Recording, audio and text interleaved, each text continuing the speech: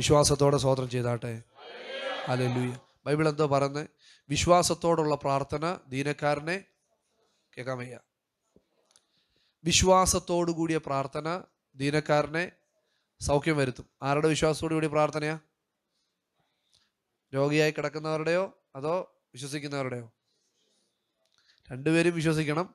എങ്കിലും പ്രാർത്ഥിക്കുന്നവർക്ക് ഉറപ്പുണ്ടായിരിക്കണം ഞാൻ പ്രാർത്ഥിച്ചാൽ എന്ത് ചെയ്യുമെന്ന്. കേട്ടെ, ഇത് പണ്ട് ഞാൻ മാവേലെറിയുന്ന പോലല്ല, കിട്ടിയാൽ കിട്ടി, ഇത് ആ പരിപാടിയല്ല. ഒന്നിൽ കൊണ്ടു, ഇല്ലെങ്കിൽ ഞാൻ ഓർക്കുന്നുണ്ട് പണ്ട് ഇന്നത്തെ കാലത്തൊന്നും മാങ്ങൊന്നും കുഞ്ഞുങ്ങൾക്കാർക്കും എറിയാനും ഇല്ല, സമയമില്ല, അതൊന്നും ആർക്കും അറിയത്തുമില്ല. അത് നോക്കിക്കണം, അന്നൊക്കെ മാവേൽ എറിയുമ്പം ഈ കറക്റ്റായിട്ടൊന്നും അല്ല പോയി കൊള്ളുന്നതെങ്കിലും അവിടെ ഇവിടെ ശിഖരത്തിലൊക്കെ കൊണ്ട് കുലുക്കിയൊക്കെ എന്ത് ചെയ്യും, വീടിന് ഞങ്ങൾ വെച്ചാൽ കറക്റ്റായിട്ടൊന്നും പോയി കൊള്ളത്തില്ല, എങ്കിലും വേറെ പല ഭാഗത്ത് പോയി കൊണ്ടതിൻ്റെ ആ ഒരു ആഘാതത്തിൽ മാങ്ങ എന്ത് ചെയ്തിട്ടുണ്ട്. അതുപോലെ വിചാരിക്കല്ലേ പ്രയറിനെ എവിടെങ്കിലും പോയി കൊണ്ടെന്ത് ചെയ്യല്. നോ, നമുക്കൊരു ലക്ഷ്യം ഉണ്ടായിരിക്കണം. നമ്മുടെ ഏറ്റവും വലിയ ഉറപ്പ് എന്താണെന്ന് ചോദിച്ചാൽ പ്രാർത്ഥന കേൾക്കുന്ന ഒരു ദൈവമുണ്ട്. വിശ്വാസം ചലിക്കട്ടെ എല്ലാവരുടെയും. നിങ്ങളുടെ പ്രാർത്ഥന കേൾക്കുന്ന ഒരു ദൈവമുണ്ട്. നമ്മൾ അനാഥരായിട്ടൊന്നുമല്ല ദൈവസന്നിധിയിൽ. എന്തെങ്കിലും നടക്കട്ടെ, എന്നാൽ പ്രാർത്ഥിച്ചുകൂടെ നോക്കാം. പണ്ടാരണ്ട് പറഞ്ഞില്ല, എല്ലാം നോക്കി എന്നാൽ ഇനി നോ, അതല്ല ഈ പരിപാടി. പ്രാർത്ഥിക്കാനായിട്ട് നിങ്ങൾ ഇറങ്ങി തിരിച്ചിട്ടുണ്ടെങ്കിൽ നമ്മുടെ വിടുതൽ എവിടെ തന്നെ ഉണ്ട്? പ്രാർത്ഥനയെ തന്നെ ഉണ്ട്. 2-3 കാര്യങ്ങൾ ഞാനിതിൽ പറയേണ്ട മെസ്സേജിലേക്ക് പോവാണ്, എങ്കിലും 1-2 കാര്യങ്ങൾ ഓർപ്പിച്ചോട്ടെ. നമുക്ക് ഓൾറെഡി കിട്ടിയിരിക്കുന്ന പേര് തന്നെ ആരെന്നാ? വിശ്വാസികളെന്നാ. വേറൊരു പേരും കിട്ടിയിട്ടുണ്ട്. നിങ്ങൾക്കൊന്നും അറിയുന്നില്ല നാട്ടിലൊക്കെ ദൈവമക്കളാ, കുഴപ്പമില്ല, ഇച്ചോടെ നല്ല പേര്. വേറെ പ്രാർത്ഥനക്കാരെന്ന് കേട്ടിട്ടില്ല? അയ്യോ, നിങ്ങളാരും കേട്ടിട്ടില്ലേ? ഞങ്ങളുടെ നാട്ടിലൊക്കെ ഉണ്ട്. മാവേലിക്കരയ്ക്ക് അടുത്ത് ഉള്ള സ്ഥലത്തൊക്കെ പറയുന്നത് ഇവരൊക്കെ ആരാ? ഇവരൊക്കെ ഭയങ്കര. നമുക്കപ്പോൾ ഓൾറെഡി ആര് തന്നെ എന്തോ വന്നിട്ടുണ്ട്. ഞാൻ എൻ്റെ ഒരു പഴയ ഒരു സംഭവം ഞാൻ ഓർക്കുക. ഞാൻ പ്രിൻസ് കോശി എന്ന് പറയും, പ്രിൻസ് റാന്നി അല്ല, പ്രിൻസ് കോശി. അപ്പോൾ അദ്ദേഹത്തെ ഞാൻ എൻ്റെ വല്യമ്മയുടെ വീട്ടിലൊരു മീറ്റിങ്ങിന് വിളിച്ചു. അന്നാ ഞാൻ പാസ്സായത്. കേൾക്കണ ആഗ്രഹമുണ്ടോ? ഈ പാസ്സായ എന്നാ ആയെന്ന് എനിക്ക് തന്നെ അറിയത്തില്ല, അന്നങ്ങ് ആയതാ. അപ്പം ഞാൻ പ്രിൻസ് കോശി പാസ്റ്ററെ മീറ്റിങ്ങിന് വിളിച്ചു. മീറ്റിംഗ് അന്നത്തെ നാട്ടിലൊക്കെ മീറ്റിംഗ് 11:30-ഒക്കെയാണ് തുടങ്ങുന്നത്. നിങ്ങളോടൊക്കെ എനിക്കറിയത്തില്ല. നാട്ടിൽ നമ്മുടെ ഇടയ്ക്ക് ഒരു 11 മണി 11:30 ആകുമ്പോഴേ മീറ്റിംഗ് തുടങ്ങുന്നത്. അപ്പം 10:30 10:45 ആകുമ്പോൾ തന്നെ എല്ലാവരും എന്ത് ചെയ്യും? എല്ലാവരും വരും. കാരണം അവരൊക്കെ വന്നിരുന്നില്ലെങ്കിൽ ഇച്ചിരി കഥയൊക്കെ പറയണ്ടേ. നമ്മുടെ ഇവിടെ കഥയൊന്നും ഇല്ലാത്തതുകൊണ്ട് ആരും വരുന്നില്ല. അപ്പോൾ അവരെല്ലാവരും ഇച്ചിരി നേരത്തെ വന്നിരുന്ന് കാര്യങ്ങളൊക്കെ പറഞ്ഞ്. അപ്പോൾ 11 മണിയായി, പാസ്റ്റർ നോക്കി പാസ്റ്റർ വരുന്നില്ല. അപ്പോൾ ഞാനാണല്ലോ വിളിച്ചിരിക്കുന്നത്. ഞാൻ ഒന്ന് വിളിച്ചു, പാസ്റ്റർ എവിടെ? പറഞ്ഞ് ഞാൻ അടൂര് കഴിഞ്ഞിട്ടുണ്ട്. അടൂർ. അപ്പോൾ എനിക്കറിയാം അടൂരിൽ നിന്ന് ഇവിടെ ഞങ്ങളുടെ ഇവിടെ വരെ എത്താൻ കൂടി വന്ന ഒരു 30 മിനിറ്റ്. 11:30 ആകുമ്പോഴത്തേക്ക് പാസ്റ്റർ എന്ത് എത്തും. 11:15 ആയപ്പോൾ ഞാൻ ചോദിച്ചു, പാസ്റ്റർ എവിടെ? എന്നോട് പറഞ്ഞു, മൊബി ഞാൻ അടൂരിന്ന് ഈ മുട്ടം എന്ന് പറഞ്ഞ സ്ഥലത്തൂടെ വരുന്ന വഴി വണ്ടിയുടെ ടയറൊന്ന് പഞ്ചറായി, അപ്പോൾ ഞാനതൊന്ന് ഒട്ടിക്കാൻ വേണ്ടിയുള്ള ഒരു പ്ലാനിലിങ്ങനെ നിൽക്കാൻ പറഞ്ഞു. കുഴപ്പമില്ല പാസ്റ്റർ, ഇച്ചിരി ലേറ്റ് ആയാലും കുഴപ്പമില്ല, ഞങ്ങളെല്ലാം ഇവിടെ ഉണ്ട്. അപ്പോൾ 11:15 11:45 ആയപ്പോൾ ഓരോരുത്തർ ചോദിക്കുന്നുണ്ട്, പാസ്റ്റർ വരത്തില്ലേ? മീറ്റിംഗ് തുടങ്ങാൻ വേണം. ആര് മീറ്റിംഗ് തുടങ്ങും? നമ്മൾ ഇതുവരെ മീറ്റിംഗ് ചെയ്തിട്ടുണ്ടോ? നമ്മൾ ചെയ്തിട്ടുമില്ല. മീറ്റിങ്ങിന് വേണ്ടി ഇങ്ങനെ ഇരിക്കുക. 11:45 12 മണി ആകുമ്പോഴത്തേക്ക് ഞാൻ ഒന്നുകൂടെ വിളിച്ചു, പറഞ്ഞു ഒരു രക്ഷയില്ല, ഞാൻ ഒട്ടിക്കാൻ വേണ്ടി നിൽക്കും, ഇവിടെങ്ങും ഒരു കട പോലും എന്ത് ചെയ്യുന്നില്ല. അന്നെന്തോ അവധി ദിവസം കൊണ്ടാണ് പ്രയർ വെച്ചിരിക്കുന്നത്. ഇവിടെങ്ങും ഒരു കട പോലും ഇല്ലെന്ന് പറഞ്ഞു. 12 മണി ആയപ്പോഴത്തേക്ക് ഇനി ആൾക്കാർ പറഞ്ഞു, ഇങ്ങനെ പോയാൽ പറ്റത്തില്ല, നമുക്ക് പ്രാർത്ഥിച്ച് തുടങ്ങാം, മീറ്റിംഗ് ചെയ്യാം. അപ്പോഴത്തേക്ക് ഒരു പാട്ടായി, 2 പാട്ടായി. 12:30 ആയപ്പോഴത്തേക്കും ആരും വരുന്നില്ല, പാസ്റ്റർ വരുന്നില്ല. അപ്പോൾ എനിക്ക് മനസ്സിലായി, നമ്മൾ ആദ്യമായിട്ട് വല്യമ്മയുടെ വീട്ടിൽ മീറ്റിംഗ് വെച്ചിരിക്കുക. കാരണം വീട്ടിൽ വെക്കാൻ പറ്റത്തില്ല. വീട്ടിൽ വെക്കാൻ പറ്റാത്തത് കൊണ്ട് ഞാൻ വല്യമ്മയുടെ വീട്ടിൽ ഇപ്പോൾ എന്ത് ചെയ്തിരിക്കുക, മീറ്റിംഗ് വെച്ചിരിക്കുക. അപ്പോൾ ഈ പ്രയർ നടന്നില്ലെങ്കിൽ മൊത്തത്തിലാകെ വിഷയമാവും. അങ്ങനെ 12:30 ആയപ്പോഴത്തേക്ക് എനിക്ക് ഇപ്പോഴും ഓർമ്മയുണ്ട്, ആവർത്തന പുസ്തകം 28-ാം അധ്യായത്തിൽ ഒരു വാക്യമുണ്ട്. 1 മുതൽ ഒരു വാക്യങ്ങളുണ്ട്. ഞാൻ നിന്നെ വായിച്ചിട്ടുണ്ടോ നിങ്ങൾ ആരെങ്കിലും? ഞാൻ നിന്നെ അനുഗ്രഹിക്കും. 1 മുതൽ 12 വരെയോ 16 വരെയോ കൊണ്ടുള്ള വാക്യങ്ങൾ മുഴുവൻ എന്തുവാ? അപ്പോൾ ഞാൻ എൻ്റെ ആകെ അറിയാവുന്ന സമയത്ത് എവിടെയോ പോയി കേട്ടാൻ കണ്ട് ഭാവമാണ്.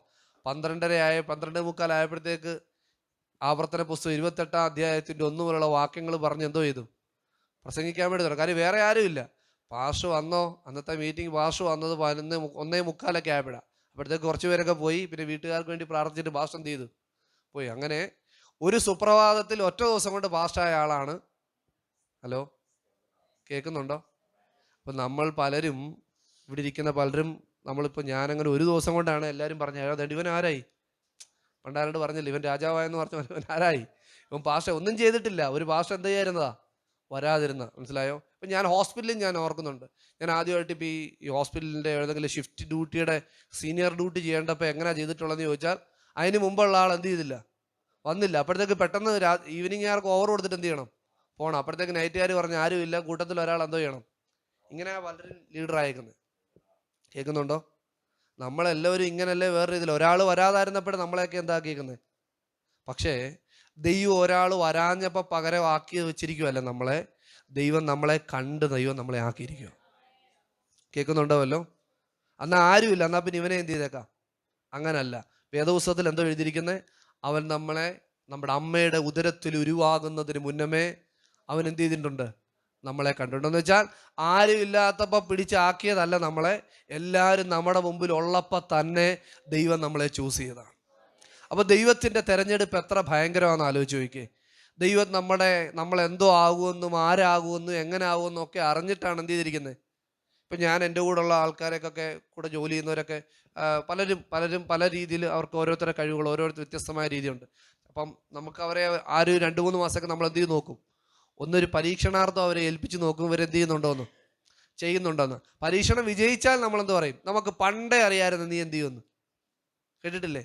നമ്മുടെ ബോസന്മാരെല്ലാം ഇങ്ങനെയാണ് ചെയ്യുന്നത്. ഒന്ന് പരീക്ഷിച്ച് നോക്കും, അത് ആ പരീക്ഷയ്ക്കകത്തിൽ ലഭിച്ചു കഴിഞ്ഞാൽ അവർ പറയും എനിക്കറിയാമായിരുന്നു നീ എന്ത് ചെയ്യുമെന്ന്.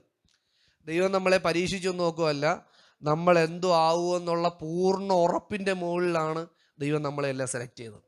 അതുകൊണ്ട് ദൈവത്തിൻ്റെ സെലക്ഷൻ ഒരിക്കലും എന്ത് ചെയ്യുന്നില്ല, തെറ്റിപ്പോകുന്നില്ല. ദൈവം എന്നെ സെലക്ട് ചെയ്താണെന്ന് ഉറപ്പുള്ള എത്ര പേരുണ്ട്? കൈയൊന്നും പൊങ്ങുന്നില്ല എല്ലാവരുടെയും. ഈ തലയെ ചൊറിയുന്ന പോലെ ഒന്നും കൈ പൊക്കല്ലേ. പൊക്കുവാണെങ്കിൽ നല്ലതായിട്ട് എന്ത് ചെയ്യണം, പൊക്കണം.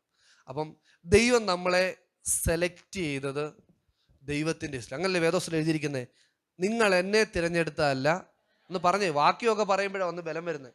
ഞായറാഴ്ച രാവിലെ ഒന്ന് സ്തോത്രം മാത്രം കേട്ടിട്ട് പോയപ്പോൾ വചനം പറയണം. വചനം പറയുമ്പോഴാണ് നമ്മുടെ ഉള്ളിൽ നിന്ന് എന്തോ ഉണ്ടാവുന്നത്, നമുക്ക് വിശ്വസിക്കുകയും നമുക്ക് ആ ബലം. അപ്പോൾ വേദോസ്തലത്തിൽ എഴുതിയിരിക്കുന്നത്, നിങ്ങൾ എന്നെ തിരഞ്ഞെടുത്തതല്ല, ഞാൻ നിങ്ങളെ. എൻ്റെ ചോദ്യം, കർത്താവേ എന്ത് കണ്ടിട്ടാണ് നീ ഞങ്ങളെ തിരഞ്ഞെടുത്തേ? ഒന്നും കണ്ടിട്ടല്ല, ദൈവത്തിൻ്റെ സ്നേഹം ഒന്നുകൊണ്ട് മാത്രമാണ്. മനസ്സിലായോ? അപ്പൊ ദൈവത്തിൻ്റെ തെരഞ്ഞെടുപ്പ് തെറ്റിപ്പോകാത്ത തെരഞ്ഞെടുപ്പാണ്, ഇല്ലേ? നമ്മളുടെ എത്ര തെരഞ്ഞെടുപ്പുകൾ തെറ്റിപ്പോയിരിക്കുന്നു. പക്ഷെ ദൈവത്തിൻ്റെ തെരഞ്ഞെടുപ്പ് എന്തില്ല. വേദോസ്തലത്തിലൊരു വാക്യം ഉണ്ടറിയോ, യഹോവ ഭവനം പണിയാതിരുന്നാൽ പണിയുന്നവർ വൃഥ, യഹോവ പട്ടണം കാക്കാതിരുന്നാൽ കാവൽക്കാരൻ വൃഥ. എന്ന് വെച്ചാൽ എല്ലാത്തിൻ്റെയും പിന്നിൽ ദൈവം ചലിച്ചില്ലെങ്കിൽ ഒന്നും സംഭവിക്കാൻ പോകുന്നില്ല. വേറൊരു വചനം പറയുകയാണ്, നിങ്ങൾക്ക് എന്നെ കൂടാതെ ഒന്നും ചെയ്യാൻ കഴിയത്തില്ല എന്നാണ്. നമ്മുടെ തലയിൽ ഇത് മനസ്സിലാവുന്ന അന്ന് വരെ നമ്മൾ ഇങ്ങനെ എന്ത് ചെയ്യുന്നറിയോ, ഈ ഇസ്രായേൽ ജനം പർവ്വതത്തിന് ചുറ്റും നടന്നതുപോലെ നടന്നുകൊണ്ടേയിരിക്കും. കേൾക്കുന്നുണ്ടോ? നമുക്ക് ആദ്യം ഒരു കാര്യം ഉറപ്പ് വേണം, നമ്മളല്ല ഇതൊന്നും ചെയ്യുന്നേ, ദൈവം നമ്മളിൽ കൂടെ എന്ത് ചെയ്യുക. പക്ഷേ ദൈവത്തിന് പ്രവർത്തിക്കാൻ ചില വ്യക്തിത്വങ്ങളെ ദൈവത്തിന് വേണം. ഹലോ, ദൈവം ഇങ്ങോട്ട് ഇറങ്ങി വന്ന് നേരിട്ടങ്ങ് പ്രവർത്തിക്കുകയല്ല. അങ്ങനെയാണെങ്കിൽ കർത്താവിന് എപ്പോഴേ അത് ചെയ്യായിരുന്നു. കർത്താവ് ഇറക്കി വന്നത് എപ്പോഴാ? തൻ്റെ പുത്രനെ ഭൂമിയിലേക്ക് ഇറക്കി നമുക്ക് വേണ്ട സകലവും കാൽവരി ക്രൂശിൽ നിവർത്തിയാക്കി ആ പൂർത്തീകരണം ദൈവം ചെയ്തു കഴിഞ്ഞു. ഇനിയും ദൈവം എന്തോ പോള് പറയുന്നില്ലേ, ഇനിയും വേറെ ചില കാര്യങ്ങൾ ഫില്ല് ചെയ്യാനായിട്ട്, പൂരിപ്പിക്കാൻ വേണ്ടി ദൈവം നമുക്ക് തന്നിട്ടുണ്ട്. അപ്പം നമ്മളിലൂടെയാണ് എന്ത് ചെയ്യാൻ ആഗ്രഹിക്കുന്നത്, ദൈവത്തിൻ്റെ പ്രവൃത്തി ചെയ്യുവാനായിട്ട് ആഗ്രഹിക്കുന്നത്. അങ്ങനെയാണെങ്കിൽ നമ്മളിവിടെ ആയിരിക്കുമ്പം നമ്മൾ മനസ്സിലാക്കണം, കർത്താവേ എൻ്റെ ഈ ആയുസ്സിൽ ദൈവം എന്നെ കൊണ്ട് ചെയ്യിക്കാനുള്ള ചില കാര്യങ്ങളുണ്ട്. ഒരു പക്ഷേ ഒരു ജോലിക്ക് വേണ്ടിയായിരിക്കും നമ്മൾ ഈ പട്ടണത്തിലായിരിക്കുന്നത്, അല്ലെങ്കിൽ ചില ഒരു കോഴ്സ് ചെയ്യാൻ വേണ്ടിയായിരിക്കും നമ്മളായിരിക്കുന്നത്. ഇതൊന്നും അല്ലെങ്കിൽ നമ്മൾ ചിലപ്പോൾ ഒരു വിസിറ്ററായിട്ട് വന്നായിരിക്കാം. നമ്മളൊരു കാര്യം മനസ്സിലാക്കുക, ഒരു ദൈവ പൈതൽ അബദ്ധത്തിലെങ്ങും പോയി പെടുന്നില്ല. ഒരു ദൈവ ഇതിൽ അബദ്ധത്തിൽ ആരെയും പരിചയപ്പെടുന്ന പോലുമില്ല. നമ്മൾ എവിടെ യാത്ര ചെയ്ത് പോയിട്ടുണ്ടോ അവിടെ എല്ലാം ദൈവത്തിൻ്റെ പദ്ധതിക്കകത്താണ് ദൈവം നമ്മൾ ഉപയോഗിക്കുന്നത്. നമ്മൾ ദൈവസ്നേഹത്തിൽ നിൽക്കാൻ ആഗ്രഹിക്കുന്നെങ്കിൽ, ദൈവത്തിൽ തുടർന്നു പോകാൻ നമ്മൾ ആഗ്രഹിക്കുന്നെങ്കിൽ, നമ്മൾ ചെല്ലുന്നതും എത്തുന്നതും എല്ലാം എന്ത് ചെയ്തില്ല, ദൈവം ഇതെല്ലാം മുന്നമേ കണ്ട് എന്ത് ചെയ്തിരിക്കുന്നു, ദൈവം അവിടങ്ങളിലായിട്ട് അപ്പോയിൻമെൻറ്റ് ചെയ്തിരിക്കുന്നത്. അതുകൊണ്ട് ഇന്ന് രാവിലെ നമ്മൾ വചനം കേട്ടിട്ട് ചുമ്മാ സ്തോത്രം പറഞ്ഞു പോവുകയല്ല, നമ്മുടെ ഉള്ളിൽ നിന്ന് ഉറപ്പായിട്ട് എന്ത് ചെയ്യണം, വിശ്വസിക്കണം. അങ്ങനെ എഴുതിയിരിക്കുന്നേ, വിശ്വസിക്കാത്ത മനുഷ്യൻ ദൈവത്തിൽ നിന്ന് വല്ലതും ലഭിക്കുമെന്ന് ബാക്കി അറിയത്തില്ല. പിന്നെ അങ്ങനെ നമ്മൾ വിശ്വസിക്കാത്ത മനുഷ്യൻ ദൈവത്തിൽ നിന്ന് വല്ലതും ലഭിക്കുമെന്ന് എന്ത് ചെയ്യരുത്, പ്രതീക്ഷിക്കരുത്. ലഭിക്കത്തില്ല.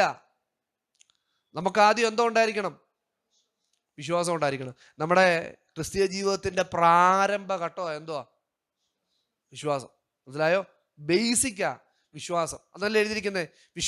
അങ്ങനെ നമ്മൾ വചനത്തിൽ വായിക്കുന്നല്ലോ, സ്നാനം, ഉപദേശം, കൈവപ്പ്, വിശ്വാസം എന്നിങ്ങനെയുള്ള ആദ്യ വചനം പിന്നീട്. അങ്ങനെയാണെങ്കിൽ ആദ്യത്തെ അടിസ്ഥാനം തന്നെ എന്തുവാ?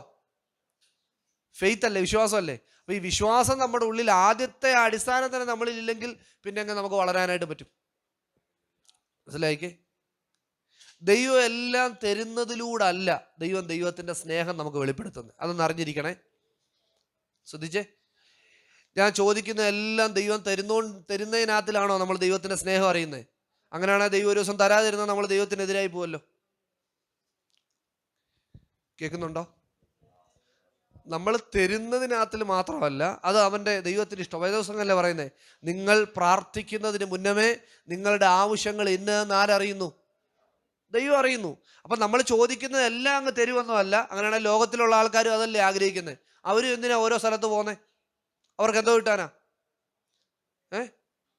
അവർക്കും വേണം. അവർക്കും നമ്മൾ ഈ പറഞ്ഞ പോലെ വിടുതലിന് വേണ്ടിയാണ് ആൾക്കാരെല്ലാവരും ഇവിടെ പോകുന്നത്. മറ്റുള്ള ആൾക്കാരും അതാ പോകുന്നത്. അവർ പക്ഷേ യേശുവിൻ്റെ പേര് പറയുന്നില്ലെന്നേ ഉള്ളൂ, അവർ മറ്റു പേരുകളായിരിക്കും പറയുന്നത്. അവർക്കും എന്തോ അപേക്ഷ വിടുതല. അങ്ങനെയാണെങ്കിൽ നമ്മൾ വ്യത്യാസം എന്തോ? അവർക്കും എല്ലാം കിട്ടുന്നു, നമുക്കും എല്ലാം കിട്ടുന്നു. പ്രിയരെ, ഞാനൊരു വാക്യം നിങ്ങളെ ഒന്ന് വായിപ്പിച്ചിട്ട് നമുക്ക് പോകാം. എക്ലീസിയാസ്റ്റിക്സ് ചാപ്റ്റർ 3 വേഴ്സ് 11. സഭാപ്രസംഗി 3-ാമത്തെ അധ്യായം 11-ാം വാക്യം. വേദപുസ്തകമുള്ളവരെല്ലാവരും ഇരുന്ന് നോക്കണേ, വാക്യം വായിച്ചാട്ടെ. അവൻ സകലവും അതതിന്റെ സമയത്ത്, നോക്കിക്കോണേ, അവൻ സകലതും അതതിന്റെ സമയത്ത് ഭംഗിയായി ചെയ്ത് നിത്യതയും മനുഷ്യരുടെ ഹൃദയത്തിൽ വെച്ചിരിക്കുന്നു. ശ്രദ്ധിച്ചേ. ഇനി നമ്മളെല്ലാം ഉറക്കത്തിന്റെ ഒരു മൂഡിലേക്ക് വന്നിരിക്കുക. ആരാധനയൊക്കെ ആകുമ്പോഴത്തേക്ക് ഈ കീബോർഡും ശബ്ദവും ഒക്കെ ഉള്ളതുകൊണ്ട് എന്ത് ചെയ്യാൻ പറ്റത്തില്ല. പ്രസംഗം ആകുമ്പോഴത്തേക്ക് വളരെ ശാന്തമായ അന്തരീക്ഷമാണ്. ഇനി എന്ത് ചെയ്യാം? ഉറങ്ങാം. ശ്രദ്ധിച്ചോ. ഞാൻ പറയുള്ളൂ, അത്യാവശ്യം ആരിലും ഉറങ്ങിയാലും ഞാനൊന്നും പറയത്തില്ല, പേടിക്കൊന്നും വേണ്ട. ഇവിടെ ചോദിക്കണേ, വാക്യം 3-ാം അധ്യായത്തിന്റെ 11-ാമത്തെ വാക്യത്തിൽ അവൻ സകലവും അതതിന്റെ സമയത്ത് ഭംഗിയായി ചെയ്യുന്നു. ആരുടെ കാര്യം? സഭാപ്രസംഗി പറയുകയാണ്, അവൻ ദൈവം സകലതും അതതിന്റെ സമയത്ത് ഭംഗിയായി ചെയ്യുന്നു. ദൈവം എങ്ങനെയാ ചെയ്യുന്നേ? ഭംഗിയായി ചെയ്യുന്നത് അല്ലേ. ഒരാളൊരു കാര്യം ഏൽപ്പിച്ചാൽ നമ്മളെന്തോ ചെയ്യുന്നേ? എങ്ങനെങ്കിലും ഒന്ന് ചെയ്ത് തീർക്കണം ഇല്ലേ. എനിക്ക് ഓർമ്മയുണ്ട്, നമുക്ക് പറ്റാത്ത എന്തെല്ലാം കാര്യങ്ങൾ ഓരോരുത്തരും നമ്മളെ ഏൽപ്പിക്കും. അപ്പോൾ നമ്മൾ അവിടെ ഇവിടുന്നൊക്കെ റിസർച്ചൊക്കെ നടത്തി എങ്ങനെങ്കിലും എന്ത് ചെയ്യണം, ഈ പരിപാടി കുളമായി കഴിഞ്ഞാൽ ആരുടെ മണ്ടക്കിരിക്കും. അതുകൊണ്ട് എങ്ങനെയെങ്കിലും ഇലയ്ക്കും മുള്ളിലും കേടില്ല എന്ത് ചെയ്യണം, ചെയ്തു തീർക്കണം. ദൈവം അങ്ങനല്ല ചെയ്യുന്നത്. അവൻ അതതിൻ്റെ സമയത്ത് എങ്ങനെ ചെയ്യുന്നു? ഒന്ന് പറഞ്ഞേ, നിങ്ങൾ തന്നെ വിശ്വാസത്തോടെ നോക്കിയിട്ട് പറഞ്ഞേ, എൻ്റെ ദൈവം എനിക്ക് ചെയ്തതെല്ലാം ഭംഗിയായിട്ടാണ് അവൻ ചെയ്തിരിക്കുന്നത്. നമുക്ക് പലപ്പോഴും പറയാൻ പറ്റാന്നറിയോ, നമ്മൾ നമ്മുടെ ദുഃഖങ്ങളിലേക്ക് നോക്കിക്കൊണ്ട്. പ്രിയരെ, എത്ര നാളായിട്ട് നമ്മൾ നമ്മുടെ ദുഃഖത്തെ നോക്കിക്കൊണ്ടിരിക്കുക. ദുഃഖത്തെ അല്ല നോക്കേണ്ടത്. വേദപുസ്തകം എന്ന് പറയുന്നറിയോ, നിങ്ങളുടെ മുൻപിൽ വെച്ചിരിക്കുന്ന ഓട്ടം സ്ഥിരതയോടെ ഓടേണ്ടതിന് ക്രിസ്തുയേശുവിനെ നോക്കിക്കൊണ്ടിരിക്കുക. ഹലോ, ദുഃഖത്തെ നോക്കി വീണ്ടും ദുഃഖത്തിലേക്ക് ആണ്ടുപോകാനല്ല വേദപുസ്തകം നമ്മളെ പഠിപ്പിക്കുന്നത്. വേദപുസ്തകം നമ്മളെ പഠിക്കുന്നത് ഏത് നേരത്തും നമ്മൾ എന്ത് ചെയ്യാൻ ആഗ്രഹിക്കണം? സന്തോഷിക്കുന്നവരായി തീരണം. അതിൻ്റെ അർത്ഥം നമുക്ക് ബുദ്ധിമുട്ടില്ലേ? ഉണ്ട്. പ്രയാസമില്ലേ? ഉണ്ട്. പ്രതികൂലമില്ലേ? ഉണ്ട്. സാമ്പത്തിക ഞെരുക്കമില്ലേ? എല്ലാം ഉണ്ട്. ഇതിൻ്റെയൊക്കെ നടുവിൽ നമ്മുടെ ദൃഷ്ടി എങ്ങോട്ടായിരിക്കണം? ക്രിസ്തുവിങ്കിലേക്കായിരിക്കണം. നമ്മൾ പണ്ട് ഒരു പഴഞ്ചൊല്ല് പറയത്തില്ലേ, ഈ കുറുക്കൻ ചത്താലും അവൻ്റെ കണ്ണെങ്ങോട്ടാ? ചത്താലും കണ്ടലും നോക്കാൻ പറ്റുമോ? ഒന്നും പറ്റത്തില്ല. എങ്കിലും അങ്ങ് പറഞ്ഞെന്ത് ചെയ്യുക? അങ്ങ് ഒപ്പിക്കുക എന്ന് പറഞ്ഞ പോലെ ഒരു ദൈവവേദൽ എപ്പോഴും നോക്കിയിരിക്കേണ്ട എങ്ങോട്ടാണെന്നറിയോ? ദൈവത്തിങ്കിലേക്കാണ്. കാരണം എന്താ ദൈവം പറയുന്നത്? ബുദ്ധിമാനുണ്ടോ എന്ന് ദൈവം സ്വർഗത്തിൽ നിന്ന് നോക്കിക്കൊണ്ടിരിക്കുക. ഹലോ, ആരുണ്ടോന്നാ? ഇന്ന് മിടുക്കന്മാരെയാ ലോകം മൊത്തം നോക്കുന്നത്. ബുദ്ധിമാന്മാരെന്നൊക്കെ പറഞ്ഞാൽ കറക്റ്റ് അർത്ഥം നിങ്ങൾ പറ. നമുക്ക് ഹോസ്പിറ്റലിൽ നന്നായിട്ട് വർക്ക് ചെയ്യുന്നവരാണോ ആവശ്യം, അതോ സ്മാർട്ടായിട്ട് വർക്ക് ചെയ്യുന്നവരാണോ ആവശ്യം? ഇന്നത്തെ കാലം അതാ. ഒരാളെ ഫ്രണ്ട് ഓഫീസിൽ ഇരുത്തിയാൽ, ഒരാളെ നേഴ്സാക്കിയാൽ, ഡോക്ടറാക്കിയാൽ അവരൊക്കെ ആഗ്രഹിക്കുന്ന ആരായിരിക്കണമെന്നാ അല്ലേ. എനിക്കറിയാവുന്ന എത്രയോ പേര് എൻ്റെ കൂടെ ജോലി ചെയ്യുന്നു, നന്നായിട്ട് ജോലി ചെയ്യുന്നവരുണ്ട്. പക്ഷെ അവർക്കൊരു ഉയർച്ച കിട്ടത്തില്ല. കാരണം അവരെങ്ങനല്ല, നമ്മൾ നോക്കുമ്പം ഒരു പണി എടുക്കാത്തവർ ആക്ച്വലി ആരായിട്ട് വർക്ക് ചെയ്തുകൊണ്ടിരിക്കുന്നത്. അത് പറഞ്ഞപ്പോൾ എല്ലാവരും സന്തോഷം കണ്ടോ. പക്ഷേ ഇന്നെങ്കിലും എൻ്റെ ദുഃഖം ഒന്ന് മനസ്സിലാക്കിയല്ലോ. അതൊക്കെ പറയുമ്പോൾ നമുക്ക് ഇഷ്ടം. പക്ഷേ ലോകം ഇന്ന് നോക്കുന്നത് മുഴുവൻ ആരെയാണെന്നറിയോ? മിടുക്കന്മാരെയാണ് നോക്കിക്കൊണ്ടിരിക്കുന്നത്. മനസ്സിലായോ? ഏറ്റവും നല്ലൊരു വൊക്കേഷൻ. പക്ഷേ വേദപുസ്തകത്തിൻ്റെ അടിസ്ഥാനത്തിൽ നമ്മൾ മനസ്സിലാക്കേണ്ടത് ദൈവം എങ്ങനെയുള്ള ആൾക്കാരെയാണ് നോക്കിക്കൊണ്ടിരിക്കുന്നത് അറിയാവോ? ദൈവം നോക്കുന്നത് ദൈവത്തെ അന്വേഷിക്കുന്ന ബുദ്ധിമാനുണ്ടോ എന്ന്. നിങ്ങളുടെ ഭവനത്തിനകത്തിൽ എന്തിൻ്റെ കുറവാണെന്ന് ചോദിച്ചാൽ വൈഫൈയുടെ അല്ല, ടി വിയുടെ അല്ല, മൊബൈലിൻ്റെ അല്ല, ഈവൻ പണത്തിൻ്റെ അല്ല. നമ്മുടെയൊക്കെ ഭവനത്തിലെ കുറവ് എന്താണെന്ന് ചോദിച്ചാൽ ദൈവത്തിൻ്റെ ആ നിറവ് നമ്മളിലേക്ക് നിറയുന്നില്ല. മനസ്സിലാക്കുക, ദൈവത്തിന് പകരം വെക്കാനായിട്ടൊന്നുമില്ല. ദൈവത്തിന് പകരം വെക്കാൻ വേറെ ഒന്നും കൊണ്ട് ഫില്ല് ചെയ്യാൻ പറ്റത്തില്ല. നമുക്കൊരു ആരാധന നന്നായിട്ട് പോകണമെങ്കിൽ അതിനകത്ത് നമ്മളിനി എന്തെല്ലാം ചെയ്തിട്ട് കാര്യമില്ല. ചെയ്യണം, നമ്മൾ പ്രാക്ടീസ് ചെയ്യണം, നമ്മൾ പാടണം, റെഡിയാകണം, എല്ലാം ശരിയാ. പക്ഷേ ആരാധന ഏറ്റവും നന്നായിരിക്കാൻ എന്ത് ചെയ്യണമെന്നറിയോ? ദൈവത്തിന് പകരക്കാരനായിട്ട് നമുക്ക് വേറെ ഒന്നും കൊണ്ട് പ്ലേസ് ചെയ്യാൻ പറ്റത്തില്ല. നമ്മുടെ ദൈവത്തിന് ആ ദൈവത്തിൻ്റെ മാനദണ്ഡത്തിന് ഒത്തവണ്ണം തന്നെ നമ്മൾ മുമ്പോട്ട് പോകണം. അതുകൊണ്ട് ദൈവ സ്വർഗത്തിൽ നോക്കുന്നത് എന്തോന്നറിയാവോ? ബുദ്ധിമാന്മാരുണ്ടോ? അതുകൊണ്ട് നിങ്ങൾ കുഞ്ഞുങ്ങളുള്ളവർ, കുടുംബങ്ങളുള്ളവർ, നമ്മൾ എന്തോ പ്രാർത്ഥിക്കും? കർത്താവേ, എൻ്റെ ഭാര്യ, എൻ്റെ ഭർത്താവ്, എൻ്റെ കുഞ്ഞുങ്ങൾ ആരെ അന്വേഷിക്കുന്നവരായിരിക്കണമെന്നറിയാവോ? ബുദ്ധിമാന്മാരായി ദൈവത്തെ അന്വേഷിക്കുന്നവരായിരിക്കണം. പ്രിയരെ, അവർക്കല്പം ബുദ്ധി കുറവാണെങ്കിലും, അവർക്കല്പം കഴിവ് കുറവാണെങ്കിലും, കഴിവില്ലാത്തവനെ കഴിവുള്ളാക്കി തീർക്കാൻ കഴിയുന്ന ദൈവമാണ് നമ്മുടെ ദൈവം. ഹലോ, നമ്മൾ പറയട്ടെ, മുമ്പോട്ട് മുൻപോട്ട് നോക്കിയാൽ നമ്മളെ സംബന്ധിച്ച് ഒന്നുമില്ല, എന്തോ മാത്രമേ ഉള്ളൂ, ശൂന്യത മാത്രമേ ഉള്ളൂ. പക്ഷേ നമ്മൾ വേദപുസ്തകത്തിൽ സങ്കീർത്തനം വായിച്ചെന്നറിയോ? അവൻ കുപ്പയിൽ നിന്ന് ദരിദ്രന്മാരെ ഉയർത്തുന്നവനാണ്. ഒരു പാട്ടുകാരൻ തൻ്റെ സാക്ഷി ഇങ്ങനെ പറഞ്ഞ കൂട്ടത്തിൽ, പേര് ഞാൻ പറയുന്നില്ല, അദ്ദേഹം നിങ്ങൾക്ക് ആർക്കും അത്ര അക്സെപ്റ്റബിൾ ആയിട്ടുള്ള ക്യാരക്ടറല്ല, അതുകൊണ്ട് ഞാൻ അദ്ദേഹത്തിൻ്റെ പേര് പറഞ്ഞില്ല. അദ്ദേഹത്തിൻ്റെ സാക്ഷ്യം പറഞ്ഞ കൂട്ടത്തിൽ പറഞ്ഞു, അദ്ദേഹം ഇപ്പം പണ്ട് താമസിച്ച പഞ്ചായത്തിൽ ചെന്ന് കഴിഞ്ഞപ്പം അദ്ദേഹത്തിൻ്റെ വീടിരിക്കുന്നിടം കുപ്പത്തൊട്ടിയാണ്. അവിടെ നമ്മുടെ ഈ പറഞ്ഞ പോലെ MCDയുടെ വേസ്റ്റ് കൊണ്ടിടുന്ന സ്ഥലമാണ്. അന്നേരം ആ ദൈവത്തെ അറിഞ്ഞ പുള്ളി സാക്ഷ്യത്തിലൂടെ ഒരു കാര്യം പറഞ്ഞു. അദ്ദേഹം എങ്ങനെ ആയിക്കോട്ടെ, അദ്ദേഹം പറഞ്ഞൊരു വാക്ക് മാത്രം ഞാൻ എടുക്കുക. അദ്ദേഹം പറഞ്ഞ എങ്ങനെയാണ്, ഈ വാക്യത്തിൻ്റെ അർത്ഥം എനിക്ക് അന്നാ മനസ്സിലായേ, അവൻ ദരിദ്രന്മാരെ കുപ്പയിൽ നിന്ന് അവൻ എഴുന്നേൽപ്പിക്കുന്നു. ഹലോ, കേൾക്കുന്നുണ്ടോ? അതുകൊണ്ട് ഒരു ദൈവ പൈതൽ എങ്ങോട്ടായിരിക്കണമെന്നറിയാം? അവൻ്റെ നോട്ടം മുഴുവൻ ദൈവത്തിങ്കിലേക്കായിരിക്കണം. നമ്മുടെ ഭവനത്തിൻ്റെ ഏറ്റവും വലിയ കുറവ് വേറൊന്നുമല്ല, നമ്മുടെ ഭവനത്തിൽ ദൈവം ആഗ്രഹിക്കുന്ന രീതിയിൽ ദൈവത്തിൻ്റെ തേജസ് ദൈവത്തിന് ഇറക്കാനായിട്ട് പറ്റുന്നില്ല. ദൈവത്തിൻ്റെ ആ മഹത്വം നമ്മുടെ ഭവനത്തിലേക്ക് ഇറക്കാനായിട്ട് പറ്റുന്നില്ല. നിങ്ങളൊന്നും ഭാരപ്പെടണ്ട.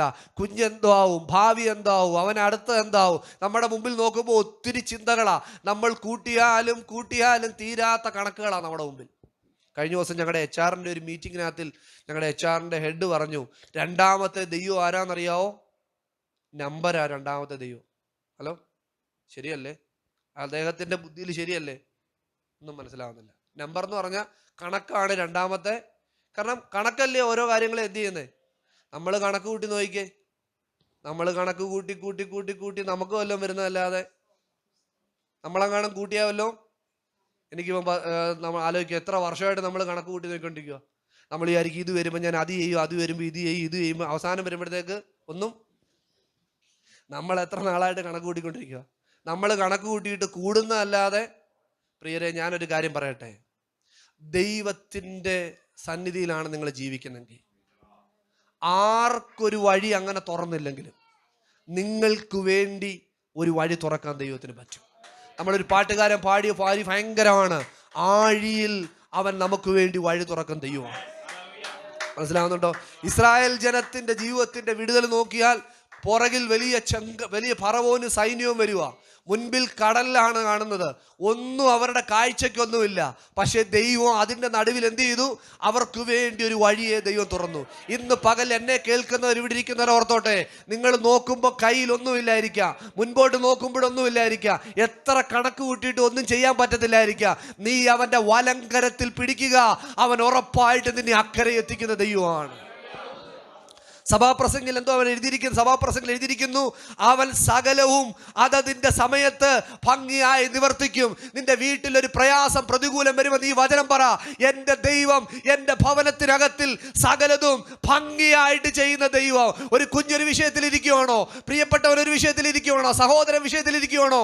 നീ ആത്മാവിൽ വചനം കണ്ടിട്ട് പറ, എൻ്റെ ദൈവം എൻ്റെ ഭവനത്തിൽ സകലതും ഭംഗിയായിട്ട് ചെയ്യുന്ന ദൈവമാണ്. പറയുക എന്നുള്ള ആരുടെ ഉത്തരവാദിത്വം എന്നറിയോ? നമ്മുടെ ഉത്തരവാദിത്വം. മനസ്സിലായോ?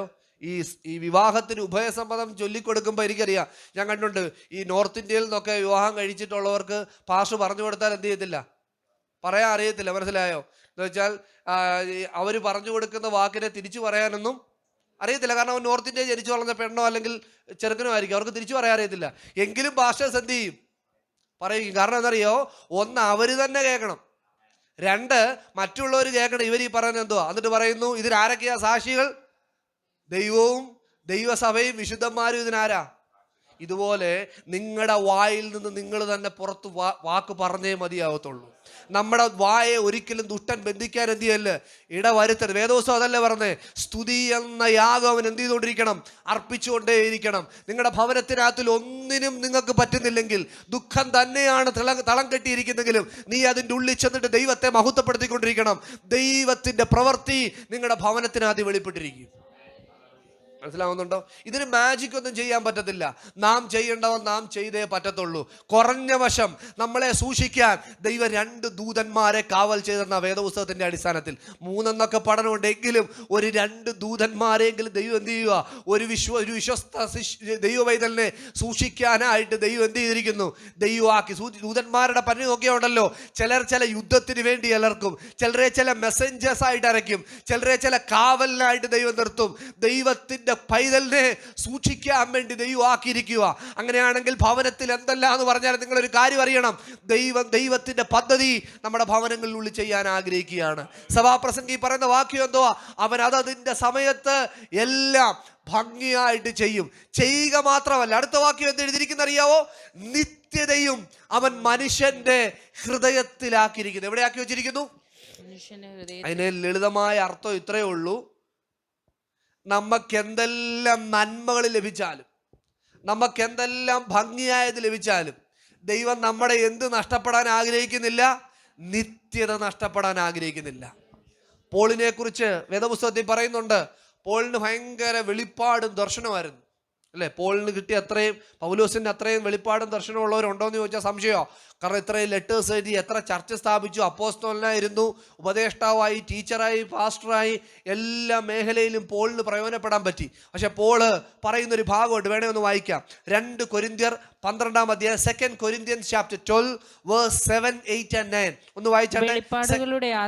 വെളിപ്പാടുകളുടെ ആധിക്യത്താൽ ഞാൻ അതിയായി നിഗളിച്ചു പോകാതിരിപ്പാൻ എനിക്ക് ജഡത്തിൽ ഒരു ശൂലം തന്നിരിക്കുന്നു. അടുത്ത വാക്യം, ഞാൻ നിഗളിച്ചു പോകാതിരിക്കേണ്ടതിന് എന്നെ കുത്തുവാൻ സാത്താന്റെ ദൂതനെ തന്നെ. അടുത്ത വാക്യം, അത് എന്നെ വിട്ടു നീങ്ങി. പോള് പറയുകയാണ്, നോക്കിയേ, പോള് വിശ്വസ്തനായിട്ട് ദൈവസന്നിധിയിൽ നിൽക്കുക, പ്രാർത്ഥിക്കുന്ന വ്യക്തി, സഭ സ്ഥാപിച്ച വ്യക്തി, ശുശ്രൂഷയുള്ള വ്യക്തി. ഇപ്പോൾ അറിയുകയാണ്, അത് എന്നെ വിട്ടു മാറേണ്ടതിന് ഞാൻ 3 വട്ടം കർത്താവിനോട് അപേക്ഷിച്ചു.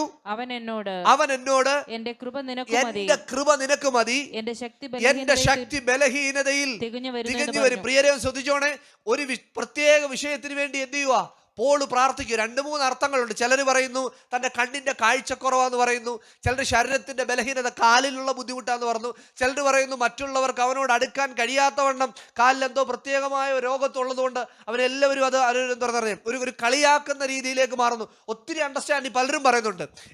എന്ത് തന്നെ ആയെങ്കിലും അവൻ്റെ ശരീരത്തിലൊരു രോഗം അവനെ ബാധിച്ചിരുന്നു, അത്രയേ ഉള്ളൂ. പറയുകയാണ്, ഞാൻ 3 പ്രാവശ്യം ഇത് മാറേണ്ടതിന് ദൈവത്തോട് എന്ത് ചെയ്തു, അപേക്ഷിച്ചു. അവൻ പറഞ്ഞ കാര്യം, എന്റെ കൃപ നിനക്ക് മതി, അത് ബലഹീനതയിൽ എന്ത് ചെയ്യും, തികഞ്ഞു വരും. ഇന്നത്തെ ഏതെങ്കിലും ന്യൂജൻ ചർച്ചിൽ ഇത് പറഞ്ഞാൽ അവർ അംഗീകരിക്കത്തില്ല. ഹലോ, കേൾക്കുന്നുണ്ടോ? പാസ്റ്റിന് കൃപയില്ലാഞ്ഞിട്ടാന്ന് പറയും, പ്രാർത്ഥിച്ച് മാറ്റാൻ എന്തോ ഇല്ല.